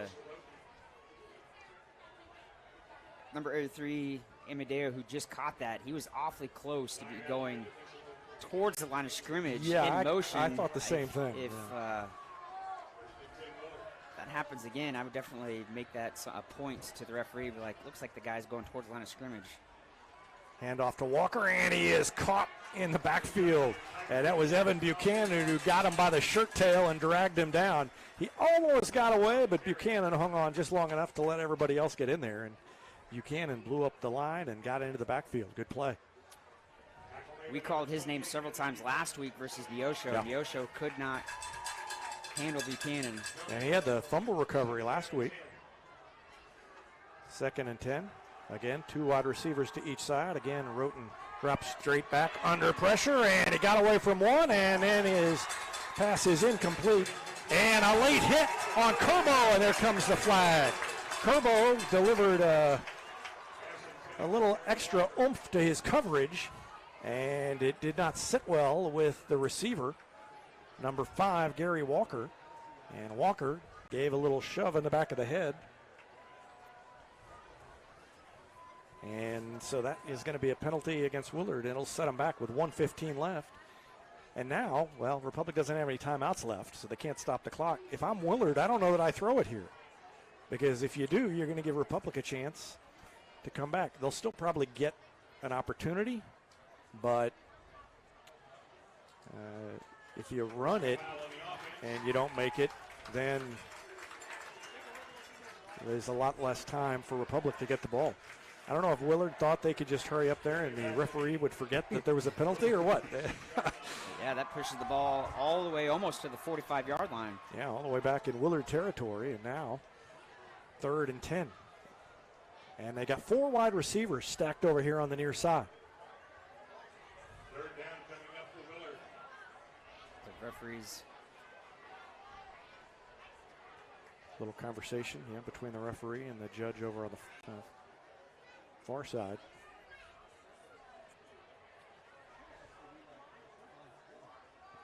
I think they are talking it over, make sure that it is the correct down. Well, yeah, and I think he never signaled what the penalty was either.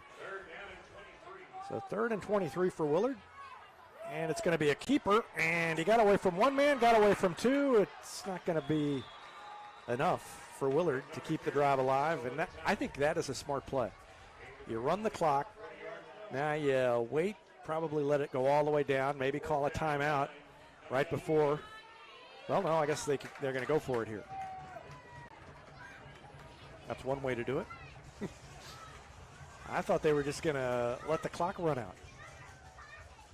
But they're in no hurry to snap much clock as they can. Yeah, now that I think about it, you go for it here, obviously. But looks like they're going to call a timeout. Yeah.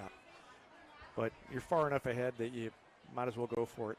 And then Republic's only going to have, maybe 20 seconds if you don't make it. So Willard calls its last timeout of the half. And they will have one shot at the end zone, presumably, after this timeout is over. And this is an opportunity here for defensive coaches to talk about not allowing the ball carrier to cross your face. If you're the defensive end and they try to do some trick play, don't allow the ball carrier to cross your face. I'm not talking prevent defense or anything like that, but if you're the corner and you're free safety, make sure you stay with your receivers. Don't let anybody get past you. Because even if Willard gets the first down, that clock is going to be running, and they don't have the opportunity to stop it. Yeah, I guess if they get a first down, it'll stop long enough for them to get up there. But the easiest thing here is just to force a turnover and run it back for a touchdown. That's what I would have called in the huddle over there on the sideline, but I don't know. Different coaches do different things, I guess. Big 4th down play coming up. Roten is going to deliver it to the sideline, and a man slips down. Lewis slipped down, and it's going to be a touchdown for Willard. Lewis slipped on the turf. We had rain earlier today, and I wonder if that might have had something to do with it. And Willard puts it in the end zone and will presumably go for 2 with a chance to tie it. That was costly. Well, with it being a 2-point game here, so Willard going to try to tie it up, go for 2. Yeah, I would guess they'll go for 2 here, especially after the extra point. Yep, that extra attempt point earlier was not pretty.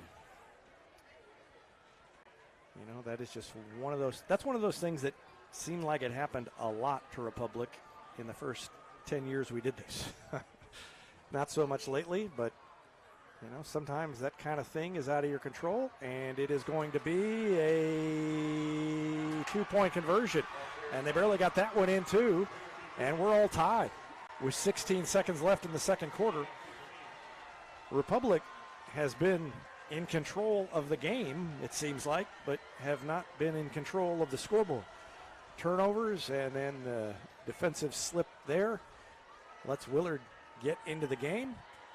And it's a different, the half happened differently than it did last year, but it's similar in that Willard is hanging around at halftime. Now, the game belonged to Republic in the second half last year, but who knows what will happen this year. Willard gets the ball to start the third quarter. Yep, so they've tied it, and they'll have a chance to take the lead. And it looked like Republic was going to go to the locker room with an 8-point lead, and now all of a sudden everything is even. You're right. Some similarities to last year when Willard was able to do 2 quick scores right before halftime and make a game that was a little lopsided in the first half become a lot closer, made us feel a little uneasy. As you had said, second half was definitely a different game. Republic came out swinging and came out with a big win. Well, maybe lightning will strike on this kickoff. Back deep, standing on the 15-yard line, Daniel Phillips on the near side and Garrett Lester on the far side. They kick it on one hop to Phillips. He comes up and gets it at the 20 and turns it upfield, is hit at the 35-yard line with 11 seconds left. And now, I don't know, what do you do here? Do you just run out the clock? Do you try and throw it long to Rexroth? Or what do you do? I don't know. With 11 seconds. Jenny Rackley over here is saying thumbs up to throw it long to Rexroth. So if they single cover him again, I would do that, but I would not think they're going to do that in this situation. You know, Woods can break it loose if they're all watching Rexroth. The guy that they had been putting over Rexroth was the guy who was hurt, so he's not out there. Well, they're giving him a 20-yard cushion. And it's going to give it to Kroll and see what he can do. And he takes it out past the 40 to the 44. That will be the last play of the game, of the half, because nobody's got any timeouts left. And unexpectedly, thanks to a late touchdown by Willard, we are all tied up at 14 at halftime. So Republic will try to regroup after that rough ending and come out defensively fired up and get a stop. But first, we've got halftime festivities, and we will take a break and be back with the Gold Medal Gym's halftime show after this timeout on Republic Tiger Sports. This is Vanessa at Beauty and Wellness Co. At Beauty and Wellness, we are all about Retmo Spirit, and we're also about helping you optimize your internal wellness and enhance your external beauty. Whether you're looking to age gracefully or just looking for a boost of energy to help you refuel and recover, we are the place to go. Visit our spot at Highway 174 and Main Street. You can also find us on Facebook and Instagram at Beauty Plus Wellness CO or call us at 417-590-8200. Have a beautiful day. Vision Health Eye Center. Outstanding eye care, exceptional eyewear. From prescriptions to emergency care, they help your family see and feel better than ever before. Visit visionhealtheyecenter.com. For 30-plus years, Yoakum Automotive has been Republic's trusted repair shop. Now with digital inspections, understands your car's needs before they make repairs. Book an appointment at yoakumautomotive.com. Elliott Robinson and Company, LLP, Certified Public Accountants, is Republic's local full-service accounting firm, serving as your trusted business advisors. And they're making possible our By the Numbers feature, where we look at stats that catch our eye on the Republic sports scene. Elliott Robinson and Company, conveniently located in the Wildwood Plaza across from Pinnaker Chevrolet, or find them online at ercpa.com.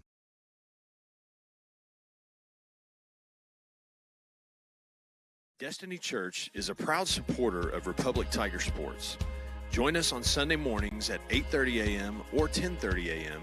at 526 East Harrison in Republic, right behind McAllister's Deli.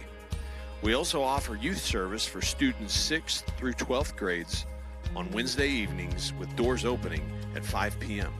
You can find us on Facebook, Instagram, or online at destinychurch.me.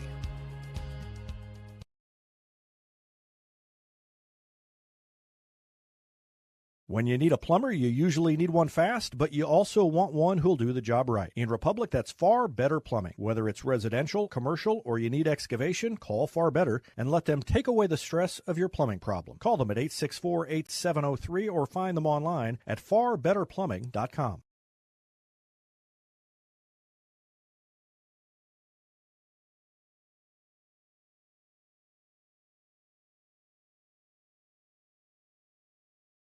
Get your Rocco's Pizza hot and ready for to-go orders at roccositaliankitchen.net or pick up a slice at the game, because Rocco's is a proud supporter of Republic Athletics and the Booster Club's concession stands. Rocco's, pizza, pasta, perfection, and Tiger Spirit.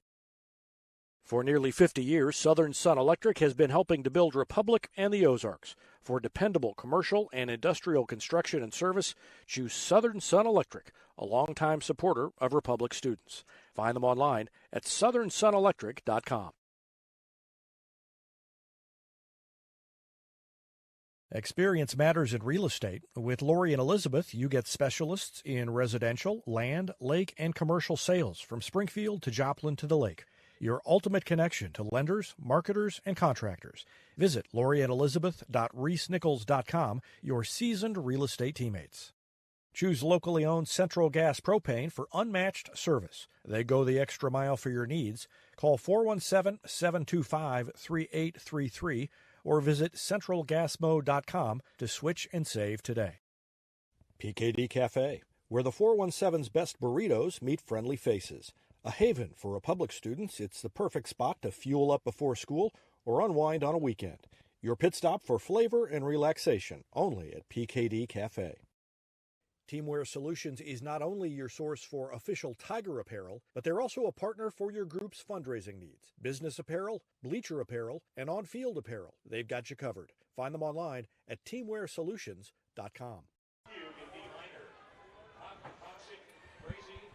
Welcome back to the Gold Medal Gym's halftime show. 14 apiece is the score. Republic scored first, took a 7-0 lead with 7:27 left in the first quarter. Cannon Kroll, a 10-yard run. It was a 74-yard, 9-play drive that put Republic on top 7-0. Tigers turned it over a couple of times, an interception by Wyatt Woods, a fumble on an exchange that kept the score where it was, and then Willard made it 7-6. An 8-play, 54-yard drive ended with a touchdown pass from Russell Roten to Kenyon Nixon. Extra point was no good. Republic led 7-6. Republic made it 14-6 on a 41-yard touchdown pass from Wyatt Woods to James Rexroth with 2:44 left to go in the second quarter. And it was a 14-6 lead for Republic. But then right before halftime, Russell Roten's long touchdown pass made it 14-12. A 2-point conversion was barely good, and that tied the game 14 all. So disappointing, but Rich, going into the second half, I feel good about how the Tigers played if they can cut down on the mistakes. You're right. One thing we've talked about past couple seasons is the fact that Republic always seems to make the adjustments that are needed. That if there's one team that you could point out who made the best adjustments at halftime to play in the second half, most of the time you would say the Republic Tigers. I would agree definitely that the coaching staff obviously will all get together and make the changes that are needed. Offense has been doing good. You just take away the 2 turnovers. That's about the only really bad spot that you can point out to say that kept Republic from keeping the ball and making a drive keep going. Big plays, as we talked about in the pregame. That's what Willard kind of lives by every Friday night. So they're not going to be a team that just grinds it out and has these long, sustained drives. They're going to be a team that kind of runs it a little bit here and there, and then they want to air it out, maybe catch us sleeping a little bit on the run, and that's what they've done, is they haven't just really pushed over our defense. It's just some big pass plays here and there have opened up the ball, and the play calling for Willard, but as long as both offense and defense for Republic just kind of stays the course, they'll right the ship here and kind of pull away from Willard. Tiger Pride Band is on the field, and let's listen to them and watch them as they perform here at halftime. They're in the middle of competition season, and so we'll watch some of what they've got for the crowd.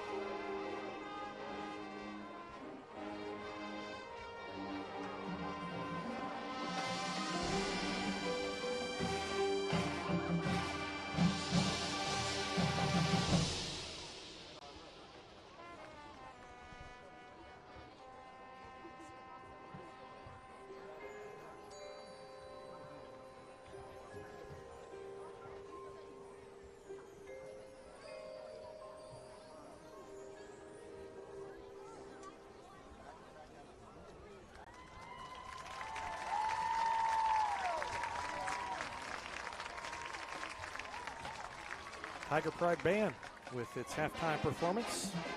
And as they start the fight song, we will take another break. You're watching the Gold Medal Gym's halftime show on Republic Tiger Sports. Whether you have a hole in your roof or you're missing a single shingle, you know who to call in Republic. It's Mike Mansker and the team at Absolute Roofing. Give them a call at 869-0444 or find them online at absoluteroofers.com. You're always on a winning team with the Pinnaker Advantage. Top customer satisfaction, a large selection of new and pre-owned inventory, plus 20% off routine maintenance for the entire ownership of your vehicle purchased at Pinnaker Chevrolet in Republic. You can score big with the Pinnaker family-style service serving the Ozarks since 1979 with the knowledge and no hassle or gimmicks that will make your car shopping experience easy. Let our family take care of yours with a 5-star customer experience at PinnakerChevrolet.com. Introduce your young child to Sweet Peas at Gold Medal Gyms. It's ideal for kids aged 12 months to 5 years, promoting physical, social, and cognitive growth. Learn more at goldmedalgyms.com. State Farm Insurance is there anytime, anywhere you need it with helpful advice and award-winning service. In Republic, call Chris Yoakum at 732-1463 or go online at chrisyoakum.com and get to a better state. Ladies and gentlemen, please give another round of applause for the... Welcome back to the Gold Medal Gym's halftime show, and we've got some halftime statistics for you. And to give them to you is statistician Tim Barnes. Thank you, David. Wyatt Woods was 2 for 3 passing, 46 yards, 1 touchdown, 1 interception. He also carried the ball 8 times for 83 yards. Cannon Kroll carried the ball 12 times for 48 yards and a touchdown. James Rexroad had the 2 receptions for 46 yards and the 1 touchdown. Tiger defense had 2 sacks, one by Kendall Kerbo, one by Keegan Hunt. The Tiger defense also held Russell Roten fairly well in check, only 5 of 11 passing. Unfortunately, he had a couple of big completions. Total passing yards 114 and 2 touchdowns. He also carried the ball 5 times for 35 yards. Tiger defense held Willard rushing attack and down with only 72 yards rushing. Willard 182 yards total compared to Republic's 202 yards. So really not that much difference in total yardage, but how long was that last touchdown pass? 40 yards. Seemed longer than that. But yeah, you take that away, it's a little more lopsided. Yeah, and the 2 turnovers by Republic also. Let's listen into the drum line as they entertain the student section down there, and we'll let them listen. Oh no, wait, we've got a game going on over here, a halftime game. If he makes this, I think he wins $200. Yeah, about to kick a field goal. No pressure. It looks like he's kicking it straight on. Yeah, old school. Yep. Toe kicker. I'm not feeling good about this. Well, we'll see. That was him up. That should have been, that could have been a 30 or 40 yarder. That was a long way out there. So I think I heard that's Connor Preby. Connor Preby wins the halftime game, and man, that was pretty impressive.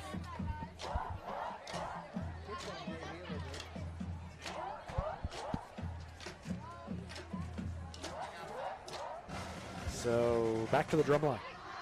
The Tiger Pride Marching Band drum line tonight.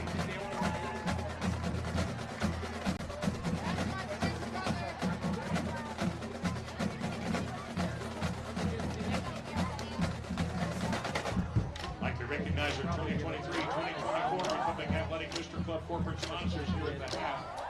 Platinum sponsors, Hydrotech Marine, So Beauty and Wellness. the drum line with its usual impeccable job. Connor Preby wins the little halftime contest. And the Tiger Pride Band has done its usual fine job at halftime, entertaining the crowd. And now it's up to the football team to step up in the second half and take care of business. But should be a good second half. The first one was certainly good. Willard, down on the right side, right end of the field, is out there practicing its snaps and kicks after that, let's call it feeble extra point attempt in the first half. They are out there early practicing that. So that kick, if it happens again in a game like this, could come back and haunt Willard, but they made up for it with the 2-point conversion. And really, with all the things that went wrong for the Tigers or the breaks that Willard got, I mean, 2 more breaks you think about. That 2-point conversion was barely good. They barely got across the line, and the same on that 4th down touchdown, on their first touchdown, that was barely it. I mean, if the Republic Tigers have 2 feet of space put together on those 2 plays, that might take all but 6 of Willard's points off the board. But Willard got just what it needed, and they have evened the score. And like we talked about earlier, they will get the ball first to start the second half. We're going to take another break and be back with more here on the Gold Medal Gym's halftime show after this timeout on Republic Tiger Sports. Hines Street Pharmacy delivers prescriptions right to your door, and they can often save you money compared to what you're paying at the big box pharmacies. And their drive-up window can help you avoid long lines on your way home from work, too. Hines Street Pharmacy. Experience the hometown difference. Exciting things are coming soon to Republic Animal Hospital, a second veterinarian, a larger space, and pet urgent care. Medical, dental, surgical, and more on the way. Visit them at 574 East Harrison. Call 732-6800 or check republicanimalhospital.com. Any day is a great day to send flowers. Heaven Sent Flowers and Gifts has been your local florist in Republic since 1987, offering free local delivery. Call them at 732-1334 or go online to heavenssentflowers.com.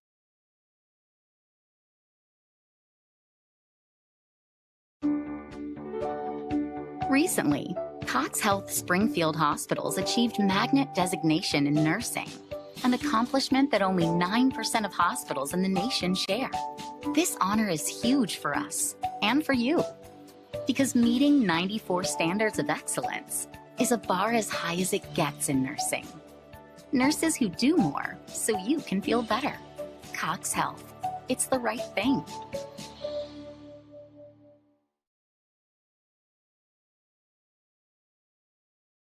Here's a touchdown for your family budget. Combine your home and auto insurance and save money with State Farm agent Sarah Rader. Find her online at sarahrader.com.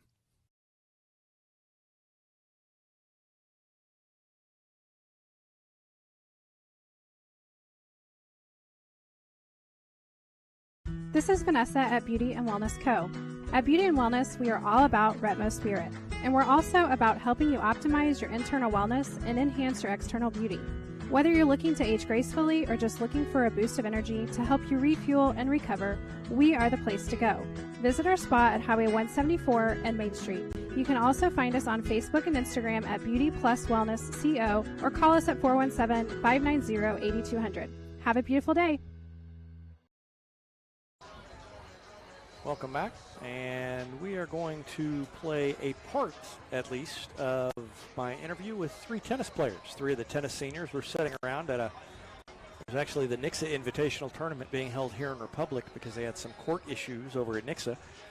And so I talked to 3 of the seniors this morning, and we're going to play that interview here at halftime. It was part of our Retmo Sports Show, presented by State Farm agents Chris Shokum and Sarah Rader.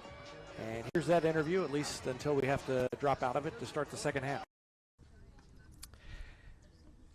We're sitting around at a tennis tournament between matches with 3 of the tennis seniors who are not on the court right now, so I thought we'd include tennis in our weekly show. And before we start, I'm just going to go around, introduce yourselves so everybody can put a voice to the name. I'm Monica Henry. I'm Mari Davidson. I'm Katie Teeter. So we're getting pretty far along in the season at this point, and you guys are all seniors. I wonder, anybody can go first, but what's it been like being a senior after working your way up through the ranks? It's been pretty nice. I have loved being a leader to some of the younger girls, and just seeing them grow and play more matches and get better every day is just really nice to see. How about one of you other two? I just love playing at a higher level, even though I get beat a lot. But it's okay because I can play better tennis and just like grow in my sport. And I love playing with my teammates as well because me and Monica play doubles, so it's super fun. Katie? I agree with both of them. That was very diplomatic. You talked about leadership, Monica.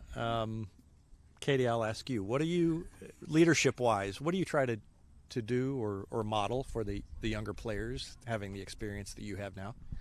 I try to make friends with them, so we're not the bad seniors, and that we didn't totally not talk to them and cut them out. So. How about the other two? Feeling like a team is really important.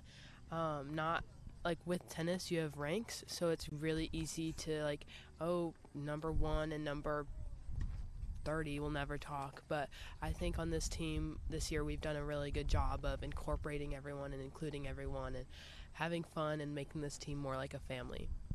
Murray, you talked about playing at a higher level, playing better competition. Obviously tennis for all of you is a sport that you can play after high school. How important is it that you get better, aside from just the competition this year, but that you're a better tennis player after you graduate? For me, it kind of helps me with lacrosse because I'm going to play college lacrosse. So I feel like doing a second sport kind of helps me learn better for my main sport, if you say. And then it just kind of helps me have friends and have fun at high school. So, yeah. Katie, do you picture yourself playing tennis after high school, or is it something that you're, well, maybe not? At first, tennis was a backup sport, but then it became my main sport. And after, like in college, definitely not. Can't. But like just playing with friends and stuff, I do. Yeah. Monica? Personally, for me, my dad and my brother both play tennis, so getting better outside of high school would be good so I can beat them eventually. So what are your goals, any of you, all of you, for the rest of this season? My goal is just to end the season on a good note. We've got districts next week, and I would just love to go out with a bang, if you will. Mari? Right now I'm actually going to play in the next tournament championship, so I want to win that, and then I want to have so much fun with my teammates in districts and COC, and I want to see if we can go as far as we can as a team. That's the shortest term goal I've ever heard, because you're actually sitting here waiting to play in the championship as we're doing this interview. Katie, how about you? Me and Monica are going to win this tournament, Flight 2, and then just have a good time with everyone for the rest of the season. Thanks, guys, for joining me. Thanks.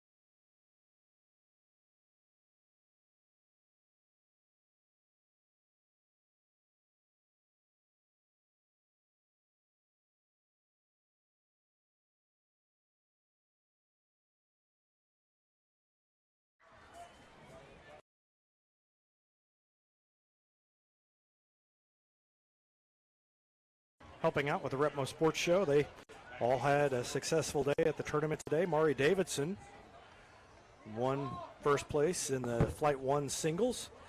She won the championship match 8-5. And then Katie Teeter and Monica Henry also on that interview. They won their final first place in the Flight 2 doubles 8-5. So they all ended up winning every match they played today. Flight 2 singles, Lily Carlo finished in third place. Lost a close match in the semifinal. Could have just as easily won the flight. And then Ellie Woodward, Ella Lashley finished in fourth in Flight 1 doubles. Kickoff is taken at about the 6-yard line.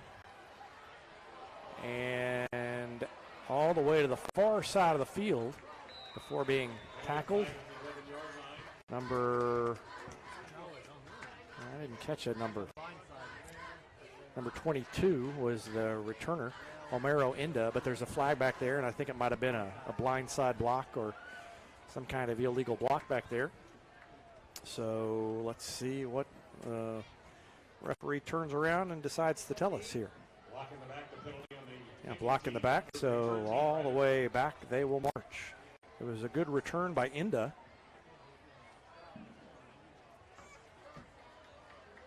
But Willard is going to start in a hole all the way back on the 6-yard line. I think that's even further back than Inda first received the kickoff. Or right about where he caught it. He ran about 25 yards, but he was all sideways. So from the 6-yard line, Willard will start the second half. We're all tied up, 14 apiece. Roten's got a couple of backs next to him, one on either side.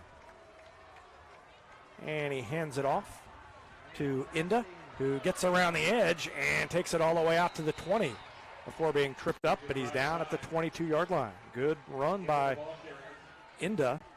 Homero Inda, Omeroinda. And a first down, big gain for Willard on the first play of the second half. They're trying to take their first lead of the night. It was one of the first successful runs that Willard's had outside. The defense has pretty much shut down the edge.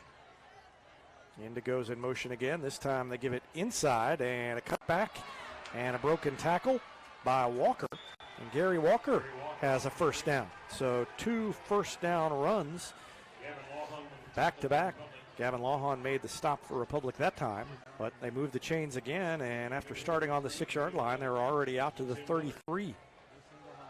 Yeah, so far early in this third quarter, Willard is testing Republic's defensive outside tackles there.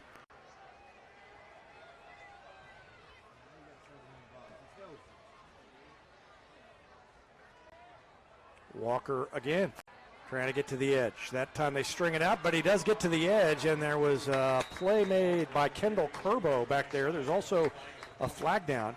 Curbo, I didn't see what happened, but Curbo was back there, and I think he dove and grabbed him by the ankle and tripped him up. But the penalty is going to be against Willard, and that'll back him up. So the holding call will move him back about 10 yards. Looks like they're going to mark it off from the 34-yard line, so that'll put him back at the 24. 2 quick penalties by Willard. They're able to get themselves out of the hole they placed in the kickoff.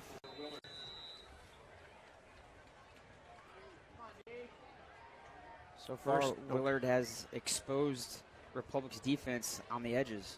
First and 18 or 19 for Willard. Roten's going to throw it. And he fires it. Little out pattern. Caught. And stepping out of bounds is the receiver, Timothy Rubel. Rubel gets more than half of it back. Right, again, Willard's able to get themselves out of the penalty deficit. Brings up second medium. So they need 6 yards for another first down. They've already got 2 first downs. Rubel is out wide to the right side. They've got trips over here to the left. Roten's back in the backfield by himself, and he's going to keep it. And he dives forward right at the first down marker. And the official hasn't waved it on yet. Now he does. First down for Willard. It's the 3rd or 4th time that Willard has called a QB draw. You know, if Willard is able to run the ball, that makes things a lot more complicated for the defense because we know they're able to throw it. So that could be something to watch going forward. If Republic has to pack it in, they've got 4 up front. Well, 3 down linemen. Casey is up top, and good play defensively by That was Caleb Norman who got him and dragged him down at the line of scrimmage. Norman kind of squeezed in there where I didn't think there was any room. The linebacker.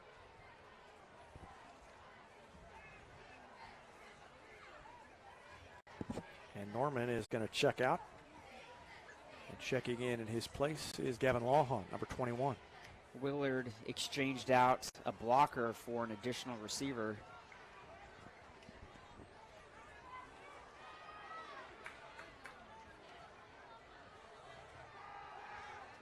Straight drop, long pass, and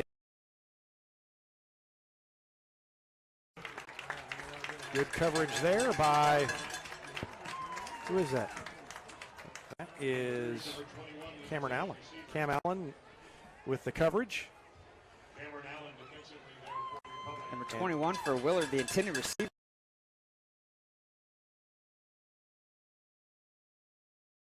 Cruz reached back behind Allen, and I thought there was no way he was going to even get a hand on it, but he did get a hand on it, just couldn't corral it in. Defense trying to get set up here on 3rd down and 10. And they give it to Walker, and he is stopped. Kendall Kerbo was there. So was Evan Buchanan. Ryder Davis got in on the action over there as well. And a short gain. Pickup of about 4 brings up 4th down and 6. This is that weird part of the field where, you know, coach has to make that decision. Do we make that punt or we try to go for it? But they're making a full line change, so it looks like they're going to punt it. Interesting, because they went for it earlier, but I think now they know they can play with Republic and they don't need to go for it and take a big chance after the way their offense moved the ball there. They're just going to give it to their defense and see if they can get a stop. Boy, it took a long time to punt that. Fair catch called for, and it is caught at the 25-yard line.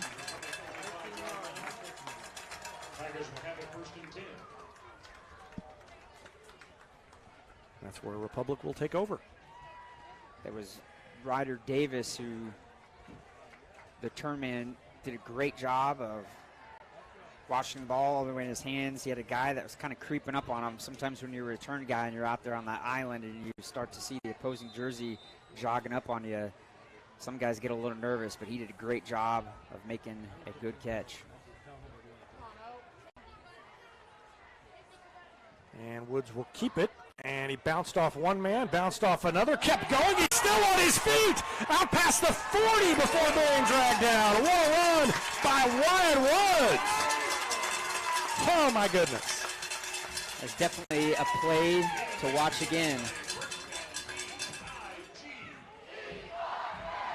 I mean, he looks like he's down there, and then definitely down there, and somehow he emerges and picks up big yardage. Again, plays like that by your QB can energize the huddle. And it seemed to have energized the crowd a little bit too. Now Woods is in a shotgun. He's got Cade White back there with him. And he gives it to Cade White, who rumbles ahead out near midfield.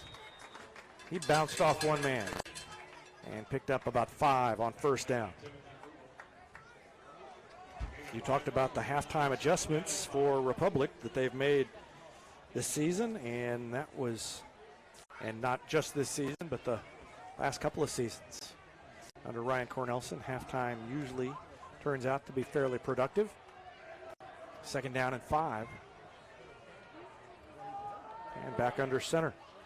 Phillips in the slot this side, Cade White over on the other side, Kroll back in the backfield. They give it to White. He runs off the right side of the line, and he is hit and stood up. That time the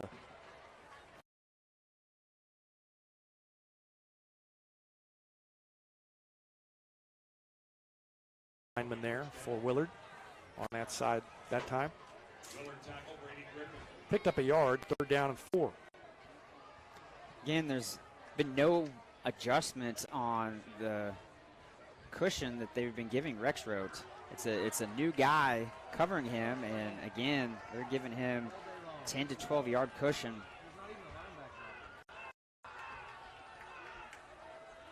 Phillips in motion, and Woods had to rethink things. He's trying to get to the edge. He's going to, and he's got a first down and more, and he's wrangled out of bounds, but not before he gets inside the Willard 40-yard line. Boy, Woods showed his speed there.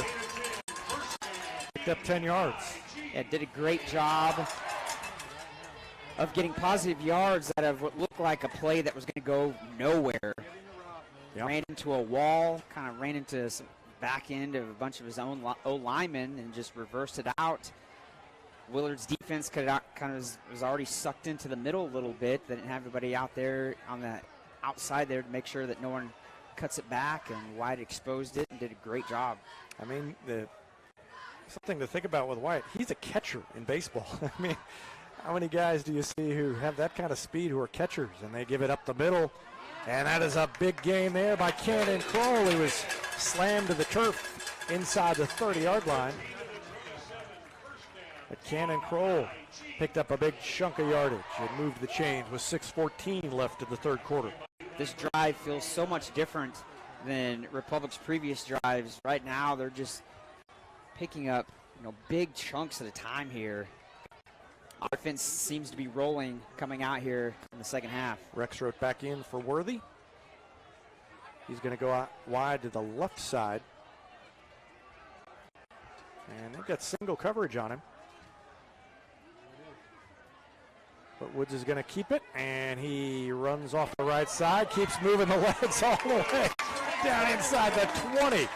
And the Tigers back in the red zone. I don't think Coach is going to change much here. They're having so much success just running the ball, especially with Wyatt being the ball carrier. This is just the second time in the red zone, isn't it? Because they scored from outside the 20, the second touchdown. So 1 for 1 in the red zone for the Tigers. Their mistakes have taken place outside of the red zone, so they will try to make it 2 for 2 in the Red Zone Report, sponsored by State Farm agent Sarah Rader. Thanks to her for her support of Republic Tiger Sports. And Kroll takes it inside the 15. Gain of 3, maybe 4 on first down. It'll bring up second down and about 6.5. Ball just outside the 18-yard line, or just outside the 13-yard line, rather.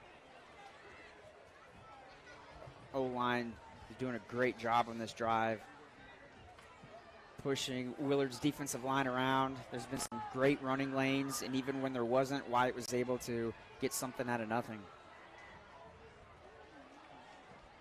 And Phillips has a hole, and he cut back. Great cutback by Phillips, and he's got a first down. Oh, great run by Daniel Phillips. He has, the thing that makes him so special is he's able to cut without slowing down, it seems like. And he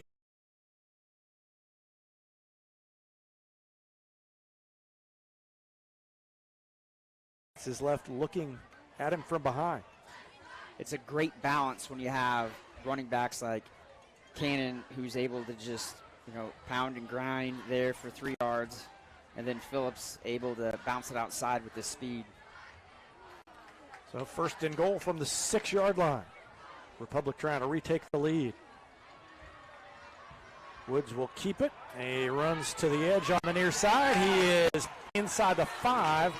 He's tackled from behind by Willard number 22, Omero Inda. Inda playing both sides of the ball, and remember we talked earlier about the fact that Willard has a lot of guys playing both ways, and as the game goes on, can they keep that energy up? Second and goal from the 3 now. Down under 4 minutes left to go in the third quarter. Especially when you've got an offense that can be punishing at times like Republic's, and you're delivering that punishment to the defensive line. Kroll spins, dives. Is he in? He is not quite in. Oh, he is. He is in. It took a while to call it, but the official on the near side puts the hands in the air, and Republic takes the lead 20-14. Great run there. Cannon, capping off such a great drive that just seemed like the offense was just running on, great balance. You were running on the inside, bouncing it on the outside. Wyatt was doing his, what he does every game.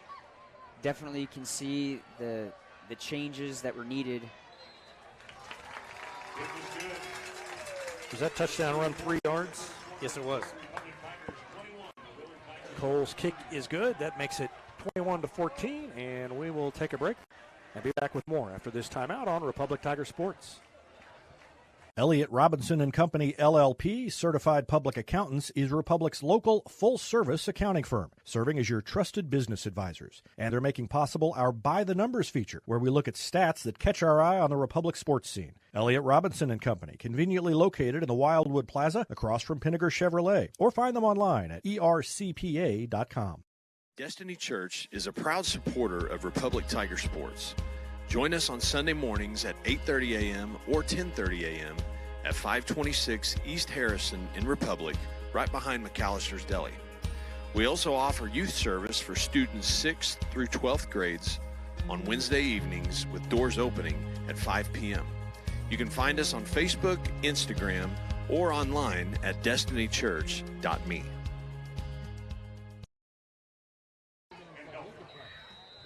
Welcome back. Republic now on top, 21-14. 3:34 left to go in the third quarter.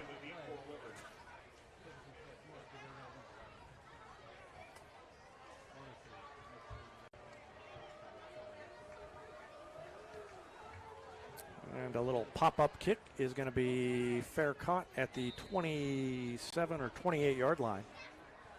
And that's where Willard will start its second drive of the second half. 3:33 left to go in the third quarter. A 74-yard drive. How many plays, Tim? 10 plays.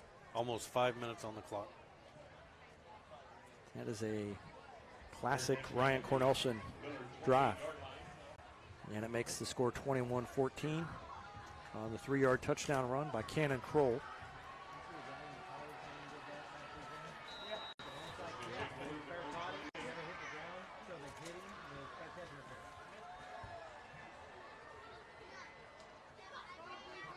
And Roten's in the shotgun. He sends a man in motion, and he was going toward the line of scrimmage again. And that is pushed out of bounds. Good gain for Willard, and I don't see a flag, do you? I mean, he was clearly turning toward the line of scrimmage, and Ryan Cornelson is out there saying, you can't do that. What I also think what he might be complaining about is Willard ran a guy off the sideline as a guy was going in motion. So you had a guy in motion as a receiver who was supposed to be out there. So you had two guys essentially in motion too. Yep. So I think there was 2 missed fouls. I mean, I didn't miss. Did you guys think he had?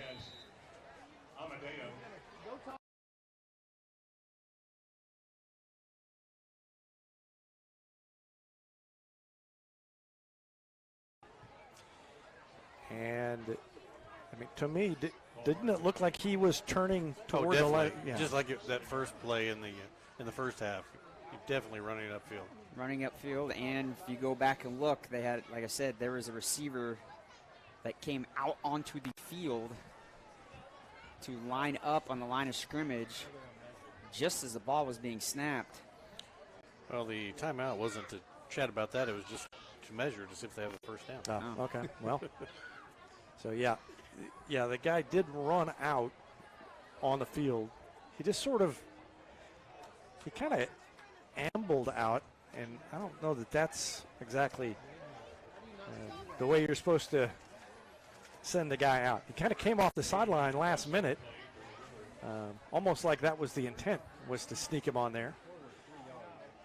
They are short of the first down, so they will take the chain all the way back, and it'll be second down and less than a yard now for Willard. This is where I think you watch out for play action. If you're the defense, you can't bite too hard, but you don't want to give up the first down. But then again, I almost would rather give up the first down here and guard against the big play in this spot on the field on second and short.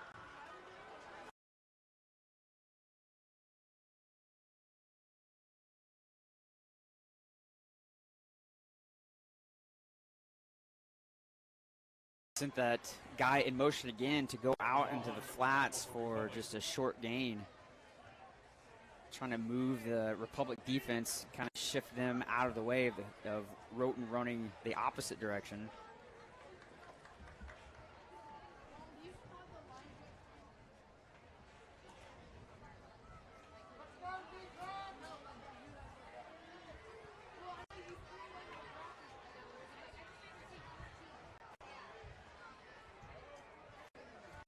Not much running room there for Willard.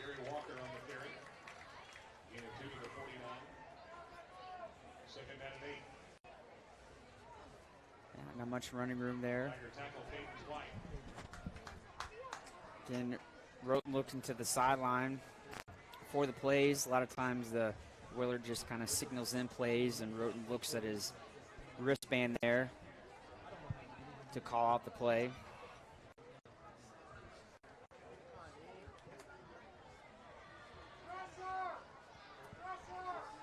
Second and 8 with just over 2 minutes left. Roten's going to pass the ball, and he will complete the pass to number 83. And now you got a scuffle going on the sideline between players. Now the flags came in late. I mean, I think the hit was okay. Oh yeah, defensively, but I think someone took exception over there on the Willard sideline. It was definitely after the play. I was kind of looking down to look at some numbers here, and as I look up, you have a scuffle going on, and now the Willard coach has made his team go way back, almost to the track, as the referees try to sort things out here. Here comes the referee. I don't know if the official who doesn't have a hat. So there's a personal foul against Republic. And now we've got an ejection. So we've got somebody has been ejected after that scuffle over on the far sideline, and the referee comes over and talks to Ryan Cornelson about it.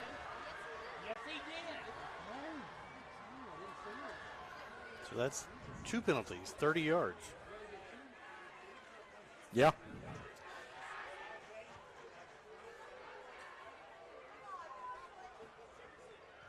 And I don't see who the player is that has been ejected. No, I haven't seen anybody either. I'm not gonna speculate or anything.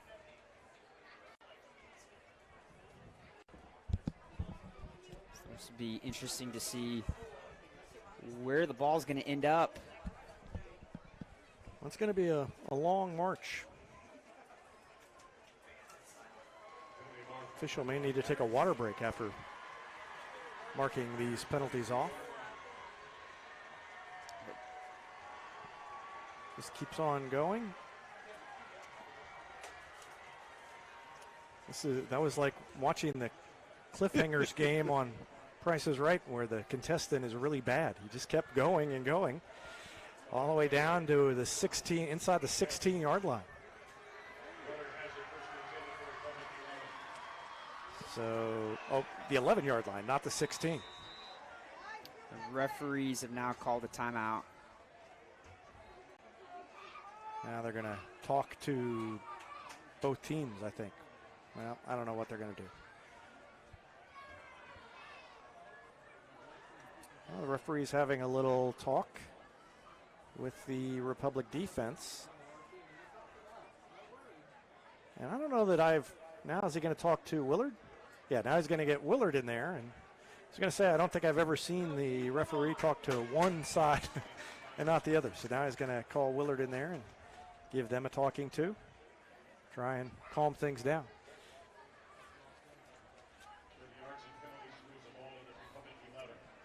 You know, it's not like it's been that rough of a game. I mean, if that play got out of hand, there have been a couple of times where there were hard hits,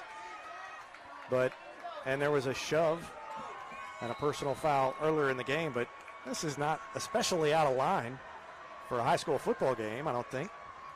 And look at that. Here comes Braden Casey, and he makes the stop. And I think the Tiger defense might be fired up. Casey came flying in off the edge and made the tackle for the sack.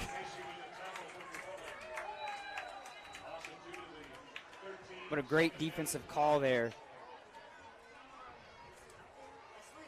Sometimes when you call a shift or a blitz or just a particular defensive formation and you guess right, that time, outstanding play.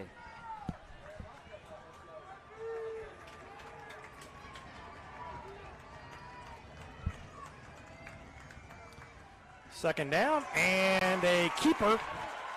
And it's close to a touchdown, and it is a touchdown for Roten. Well, no, they're going to say his knee touchdown on the one. Yeah, I think he kind of got bent back slightly, and his knees went down before his upper torso went over the goal line.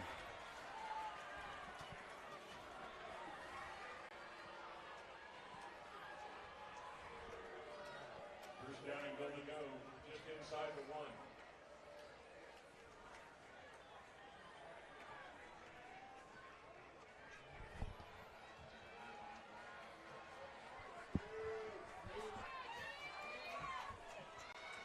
So Willard's going to line up and sneak it in for the touchdown. So Willard's an extra point away from tying the game. They had a problem with an extra point earlier. Yeah, and that extra point was so ugly. The Willard coaching staff actually kept the kicker and the long snapper out early during halftime to practice both the snap, hold, and kick. And I think they are going to go for the extra point. I thought for a second they might go for two. But they've got their kicker out there. Number 12, Kenyon Nixon, will attempt the extra point.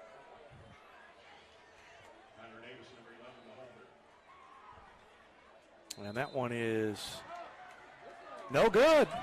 It's wide. They missed another one, and Republic maintains the lead 21-20 with 53 seconds left to go in the third quarter. This one is getting a little crazy, and Republic will get the ball back after this timeout. You're watching Tiger Football on Republic Tiger Sports. Get your Rocco's Pizza hot and ready for to-go orders at roccositaliankitchen.net or pick up a slice at the game because Rocco's is a proud supporter of Republic Athletics and the Booster Club's concession stands. Rocco's, pizza, pasta, perfection, and Tiger Spirit. For nearly 50 years, Southern Sun Electric has been helping to build Republic and the Ozarks. For dependable commercial and industrial construction and service, choose Southern Sun Electric, a longtime supporter of Republic students. Find them online at southernsunelectric.com. Experience matters in real estate. With Lori and Elizabeth, you get specialists in residential, land, lake, and commercial sales from Springfield to Joplin to the lake. Your ultimate connection to lenders, marketers, and contractors. Visit loriandelizabeth.reesnichols.com, your seasoned real estate teammates. Welcome back. Let's see what Republic can do here. Leading now by one. They caught the break on the missed extra point.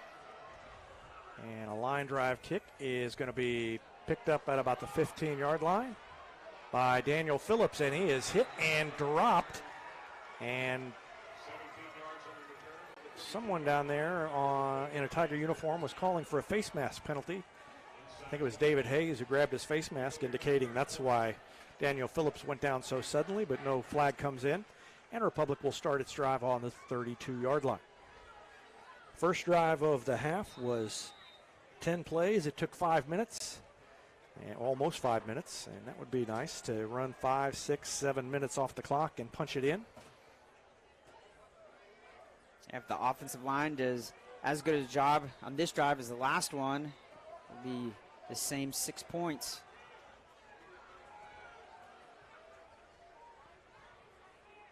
And they give it to, well, the Woods kept it, and he's still on his feet again inside the 50, across the 50, and there comes a flag in late. Well, there was a flag to start the play, so that's 2 flags on this play. Yeah, I didn't see that one. I think they're going to say it was a blindside hit, but it wasn't. Or maybe he's saying it was head-to-head on the block. Oh, yeah, maybe.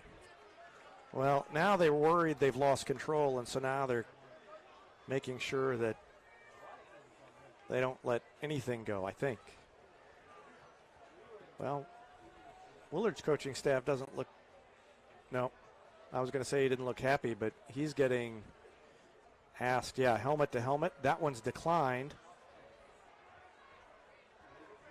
Illegal shift is what he motioned there on the second one, which makes sense considering he threw the flag so quick. Yeah. I didn't see an illegal shift, but. So that was a spot foul. Yeah, interesting. They call an illegal shift after all the interesting motion we've seen from Willard tonight. That one goes against the Tigers. 40 seconds left, and now it's first down and 15.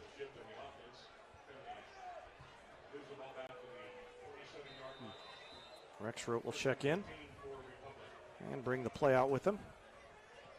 And here comes Owen Clyer, number 15, out. He'll be in the slot where Daniel Phillips was. Phillips checks out.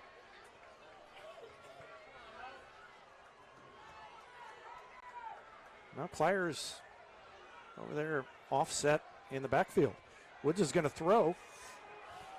And great block in the backfield, and Woods has to run it, and he spins away from one man and then is dropped near the original line of scrimmage. Not quite. Ended up only gaining about 3 yards, so he couldn't find Rexroth open. Well, he did pick up about 5. That's the end of the third quarter. So we come to the end of 3. Republic is on top by a point. And we will take a break and be back with the fourth quarter after this timeout. You're watching Tiger Football on Republic Tiger Sports. Choose locally owned Central Gas Propane for unmatched service. They go the extra mile for your needs. Call 417-725-3833 or visit centralgasmo.com to switch and save today.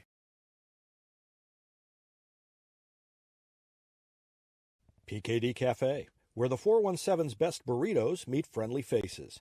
A haven for Republic students, it's the perfect spot to fuel up before school or unwind on a weekend.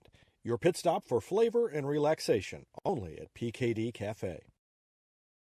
Teamwear Solutions is not only your source for official Tiger apparel, but they're also a partner for your group's fundraising needs. Business apparel, bleacher apparel, and on-field apparel. They've got you covered. Find them online at teamwearsolutions.com.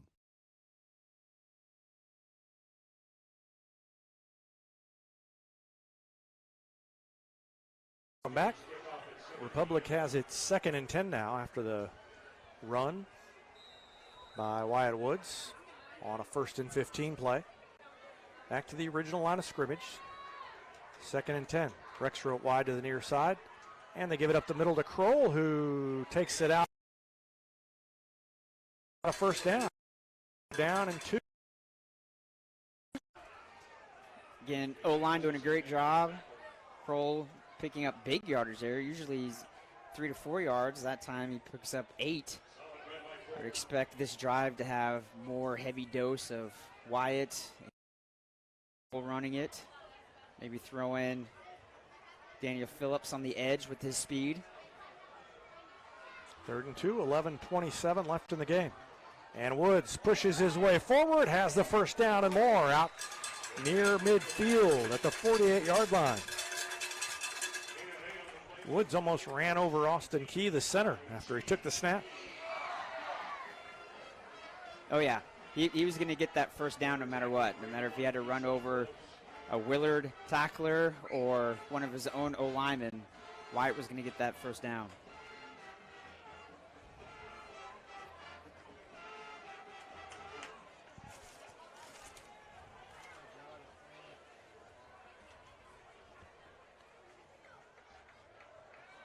And they gave it to Kroll. I didn't realize Kroll had it. I was watching White go around in motion to the far side and waiting for him to come out of there with the ball.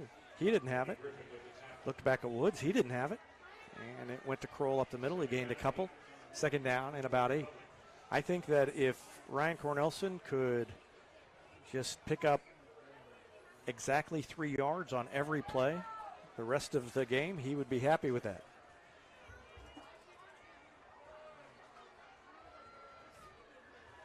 Rexroth goes to the far side where he's split wide.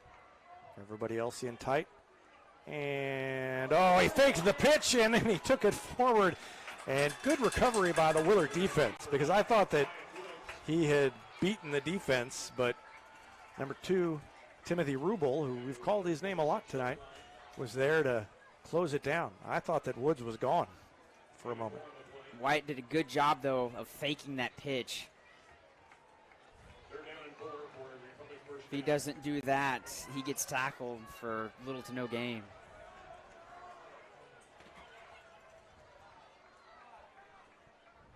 It looks like coach is going to call a timeout.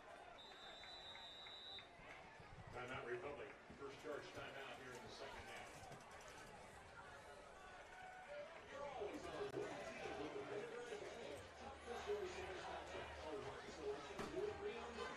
All right, during the timeout, we're going to take a quick break. Back with more after this on Republic Tiger Sports. Whether you have a hole in your roof or you're missing a single shingle, you know who to call in Republic. It's Mike Mansker and the team at Absolute Roofing. Give them a call at 869-0444 or find them online at absoluteroofers.com.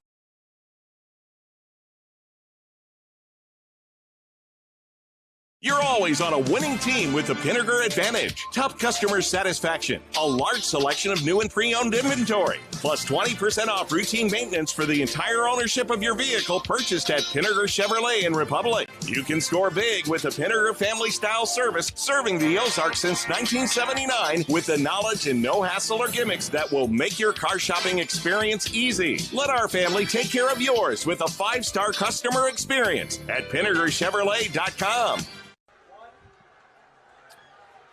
Welcome back. Big 3rd and 4 play coming up here for Republic. And Woods has first down yardage inside the 40-yard line. Faked it to Kroll, pulled it back out, and found the hole off the right side of the line. And that right side of the offensive line did its job again. 9:32 left in the game. Republic with a 1-point lead and driving. 2 wide receivers check in, James Rexroth and Michael Worthy. Well, you see how big James Rexroth is when he runs out next to Michael Worthy. He's got a few pounds on Michael. And they're lined up both on the right side. And Daniel Phillips goes in motion, and they're going to run that jet sweep to Phillips, and he's got a lot of room up the sideline inside the 25 before being pushed out of bounds. They put the wide receivers over there to serve as blockers, and with those 2 blockers over there on the right side, Phillips was able to take advantage, and he got it down inside the 25-yard line. Another first down, 9:09 left. The only problem with that one was that one went out of bounds. Yeah, that's that bounce that we were talking about. Give the Willard defense a heavy dose of just running right up the middle. And then when they start kind of stacking some guys inside to stop that inside run, then you bounce it outside with the speed of Phillips.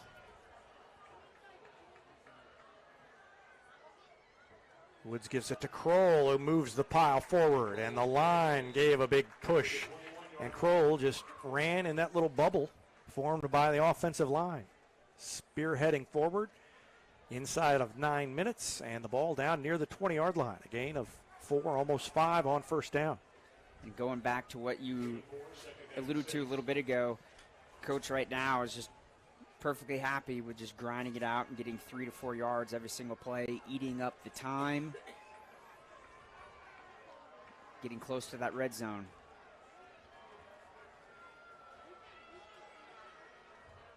Another handoff to Kroll, and he is, the ball's on the ground. And Willard's got it. So into the hole went Cannon Kroll, and he lost the ball. Oh, or was it Woods who lost the ball? Did he give it to Kroll? Yes, Kroll had it. Woods tried to get it. Got it. Well, so a turnover by Republic, and now Willard has an opportunity with 8:22 remaining in the game, trailing by only 1 point. Third turnover of the night. And if you count the penalty on the punt, it's really 4.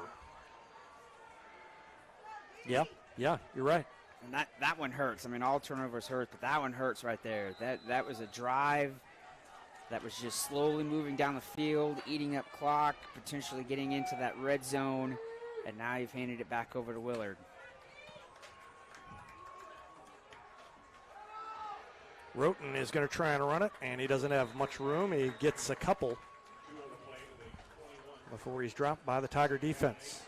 Don't quite understand the QB draw there. That has not been there for Willard at all tonight. I don't know why they would think with 8 minutes left in the game, it's all of a sudden going to work. Yeah, unless you're just trying to loosen them up for something later.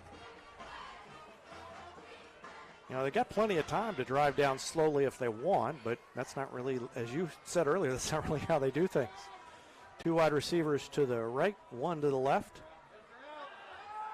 And Buchanan got a hand on him, but still complete by Roten, and up the sideline outside the 40-yard line before Brady Lewis is there to make the tackle. And receiver Chaz Amadeo, the senior receiver, picks up big yardage. That was a good throw by Roten because he was under pressure and had been hit. Part of it, too, was just Amadeo was just wide open. He was just sitting out there waiting for the ball.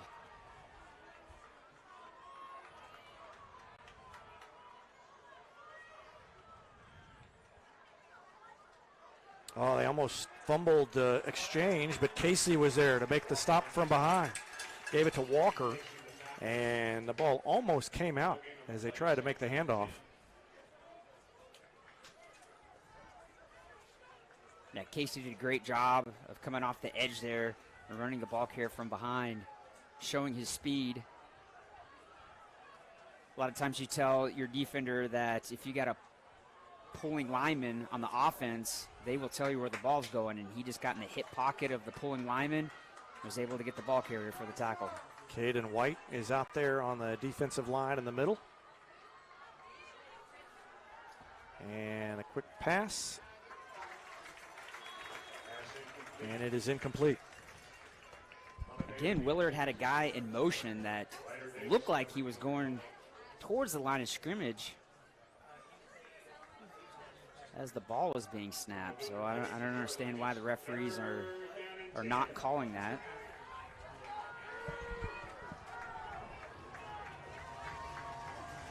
Amadeo has 130 yards receiving tonight. Wow.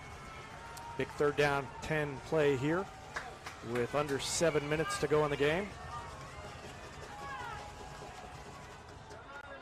And a keeper, and there is Mr. Hunt. That one of the Keegan variety. Keegan Hunt came in from behind and got the sack. And it brings up 4th down and 10. Well, I don't know if it was a sack or not. Maybe he got back to the line of scrimmage. Either way, a big play by Keegan Hunt.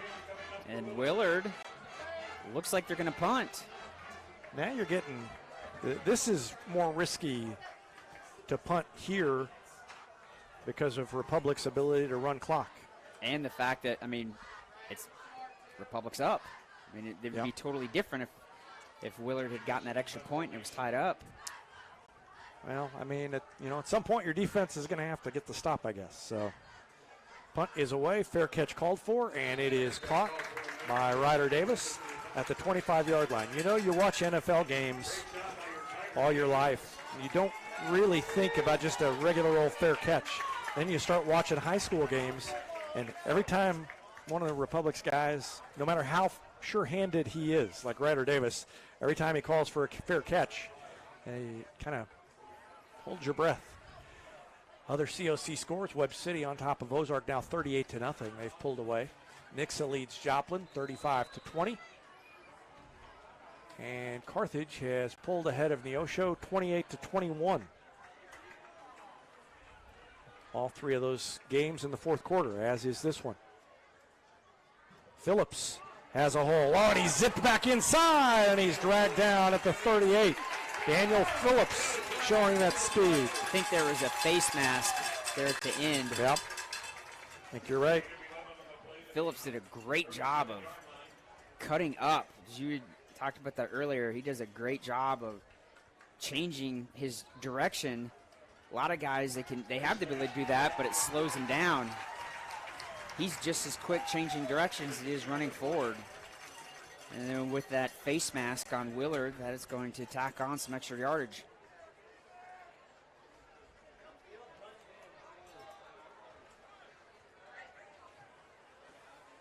They put the ball down at the 42. I guess they said it was inadvertent, I guess so. Yeah, didn't go as far as I was expecting it. First and 10, though. 5:44 left in the game now. Coach is calling a timeout. Yeah, timeout called by Republic with 5:42 remaining. You want to get everything right here. 2 timeouts now taken by Republic in this half. So they've got 1 left. And we'll keep it right here. Other scores from around the district. Bolivar is pounding Glendale, so that's helpful. Glendale in Republic's district. Kickapoo on top of Parkview 42-6. And Lebanon ahead of Waynesville 31-0. I don't know that Lebanon's going to lose. They've already destroyed Kickapoo, and they're handling Waynesville pretty easily. And I think that will probably mean, depending on how some of these scores shake out, I would think it's going to be real hard for anybody to get the 1 seed ahead of Lebanon if they run the table. Their schedule's not as strong. So, if Republic wins its games against Nixa and Joplin, those are both Class 6 schools, and then has some convincing scores, maybe they can catch them. But it's going to be tough. Woods will keep it, and he makes a man miss, and now he's in the open field inside the 20, puts down his head and runs over the last man, Jared Keyshawn Close. There's a flag down, though, all the way back at the 43-yard line. Republic faithful not happy to see that yellow hanky on the field. And they voiced their displeasure, and it's a hold against Republic. But where the flag is, that's going to push the ball back, but it's not going to be a killer. It'll be first down and like 4 or 5, I think.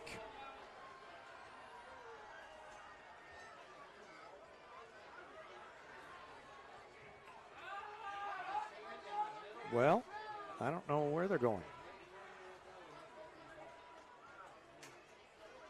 Or Tim, did you tell me that it's a minimum? Was that a conversation I had with you?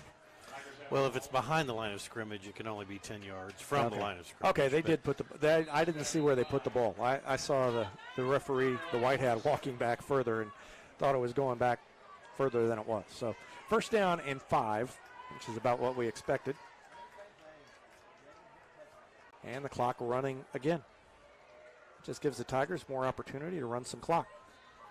And Kroll will dive forward into Willard territory to the 49-yard line.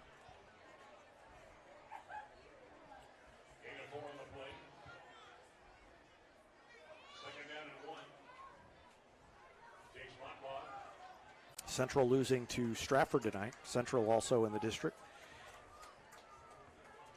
Well, that 3rd and 10 call from Willard on their last drive, a running play, with Roten a quarterback, that's kind of a head scratcher. Yeah.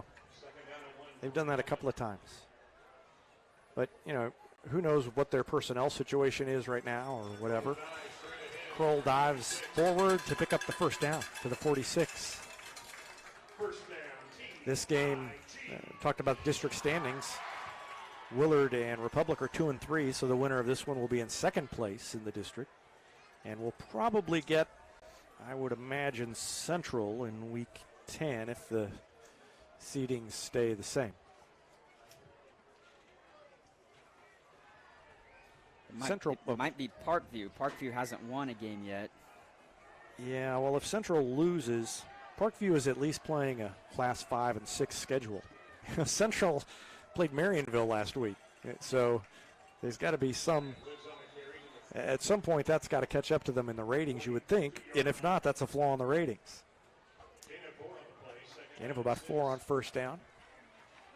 Carthage now up on Neosho 35-21.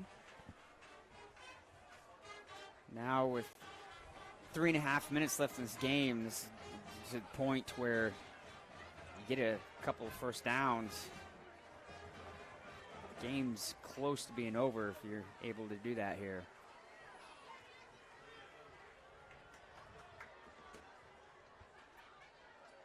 And they give it to Phillips.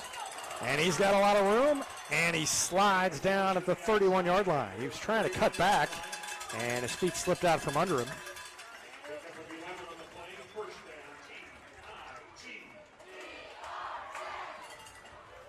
Again, Phillips showing that speed. Once he gets around the edge there, it's so difficult for any defender to get him. Final score, Nixa beats Joplin tonight 38-20. So Joplin will be in here next week, having suffered their first loss, and Nixa remains unbeaten. I think Republic's probably the only team left that has a chance at knocking off Nixa. White with a lot of room on the right side of the line, and he spins ahead and then gets pushed forward. And Miles Lozano gets credit for the last 3 yards of that carry. He's like, well, if you're going to stand up in front of me, I'm going to push you forward. And Webb City is now final, 38-0 over Ozark. So the Cardinals took a while to get going. They led 7-0 for quite a while, and then pulled away in the second half at Webb City, 38-0. So Nixa a winner tonight, Webb City a winner tonight. Carthage looks like they're going to beat Neosho. It's 1st and 10 for Republic, down under 2.5 minutes left. Just don't turn the ball over at this point. Kroll inside the 15.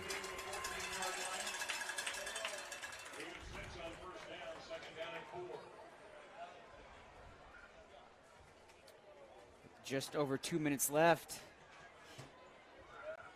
Kind of close things out here with the first down. Yeah, Willard may have to consider letting Republic score here to get the ball back. Yeah, you're right. We saw that a few years ago playing against Neosho, a game that went back and forth between Republic and Neosho. Neosho kind of allowed Republic to score just so they could get the ball back. Woods is going to keep it, and he'll bounce it to the outside, and he is around there. He goes out of bounds, but, yep, flag at the 11. You know, Wyatt almost looked like he ran out of bounds because he didn't want to score. But if you run out of bounds, that halfway defeats the purpose. You didn't score, but. I think he saw the flag. Oh, maybe. Okay, maybe that's it. Another final, Lebanon over Waynesville, 51-6 is the final there. You know, the penalty hurts, but, you know, if you keep moving the ball like this, that just gives you more opportunity to run some clock after you get the ball back. Penalties continue to be a problem for Republic. And getting to the point of the season where it's been that way really for a week or two, but it's not early season problems. It's a problem for the team this season. Pushes them back, 2nd down and 11. 1:33 left in the game. Yeah, I'll be interested to see if the defense does.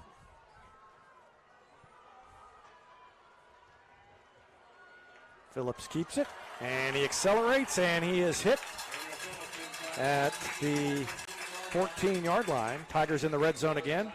They have been perfect in the red zone so far. And our red zone report, sponsored by State Farm agent Sarah Rader. Thanks to Sarah Rader for her support of Republic Tiger Sports, as Republic would like to stay perfect in the red zone, but if they're not perfect in the red zone, they hope that they just run out of time this time as opposed to failing to score. Correction on the Nixa Joplin score, 35-27. So that was close, but Nixa gets the win. I don't remember, was that that was a Joplin, I believe.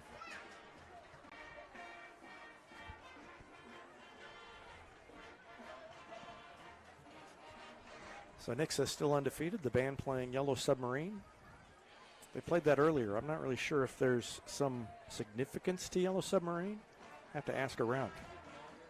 Willard's really in a dilemma here because they've got 2 timeouts left. So if they stop them twice, hold them on downs, they'll have some time left. But yeah, if they get the first down, it's over. So do you let them score? I assume you try to stop them here and then see what happens. Yeah, and it'll be interesting to see, too, does Republic get the first down? And then, well, like you said, it's over either way if they get the first down. So they could go ahead and, well, you wouldn't want to score if you're Republic. If you get the first down, you don't want to get in the end zone. Because then Willard gets the ball back down only by 7 or 8. So they're going to call a timeout, try and draw them offside.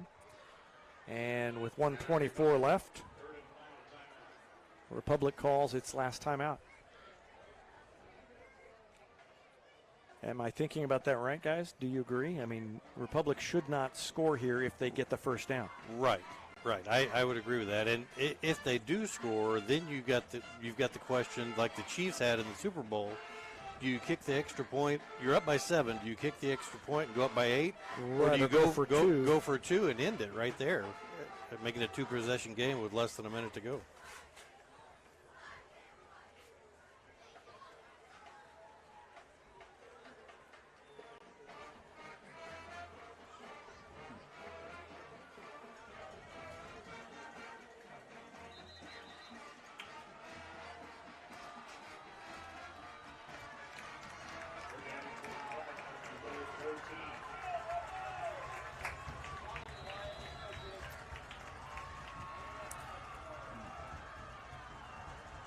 Big third down play, White in motion. Woods will keep it, and he is driven forward. He is short of the first down. It's going to be close. I think he had to get to the 10, and I don't think he's on the 10. Willard calls a timeout.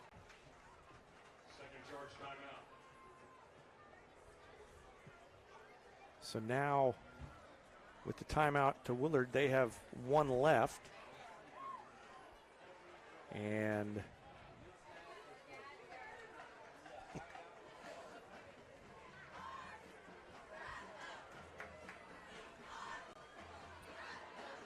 so they think this through. If they get the first down, that's it. Yeah, Willard. It really comes down to whether you get the first down. Yeah, Willard coaches say you stop them, but if you don't stop them, let them go.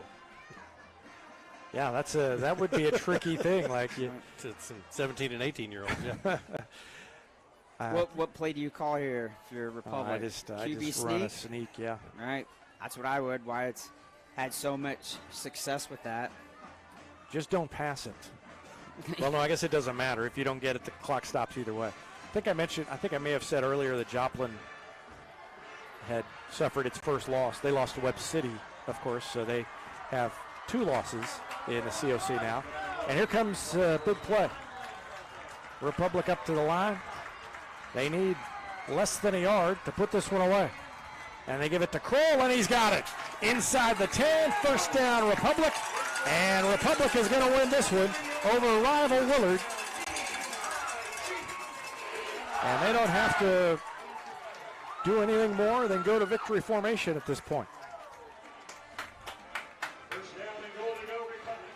Kroll had to bounce off a guy again, as he has all night, but he got it done. Yeah, Willard really had the middle stacked up. I mean, yeah.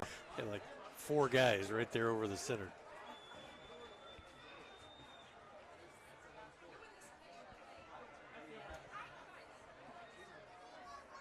And Woods is going to get under there, and he will take a knee, and that will just about do it. They've got to run one more play.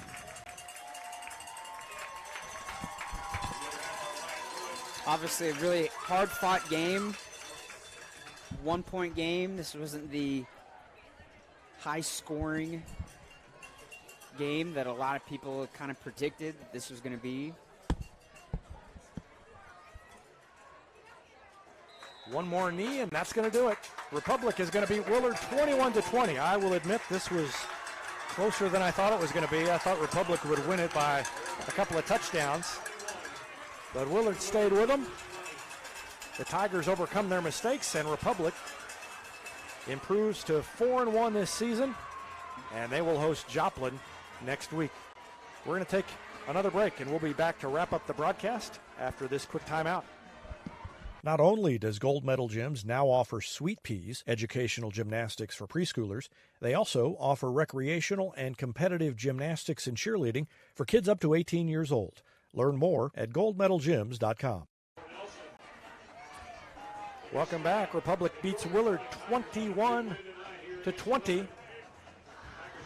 Cannon Kroll, Wyatt Woods, Daniel Phillips got it done on that last drive, just ran out the clock, and Republic beats Willard 21-20. Final thoughts, Rich Miles. Obviously, a win's a win. Mistakes were made, but overcame those. Adjustments at halftime by the Republic offense and defense, I think, was the difference there. And obviously, looking forward to next week versus Joplin. They're going to come in here after a loss to Nixa, trying to right the ship there. So another tough game on the horizon for Republic, but let's have fun, celebrate. It's homecoming festivities. It's always great to get a W on homecoming evening, but Republic did exactly what they needed to do and came away with a win. Tigers win it 21-20. I'm going to wrap it up so I can get down on the field and interview some of the winning players. We'll have a game recap later on. We'll have photos. We'll have video highlights and much more coming up later on tonight. So stay up late and wait for it to roll in on RepublicTigersports.com. That's going to do it. Tigers win it 21-20. And we will see you next week at Joplin. Thanks for watching Tiger Football on Republic Tiger Sports.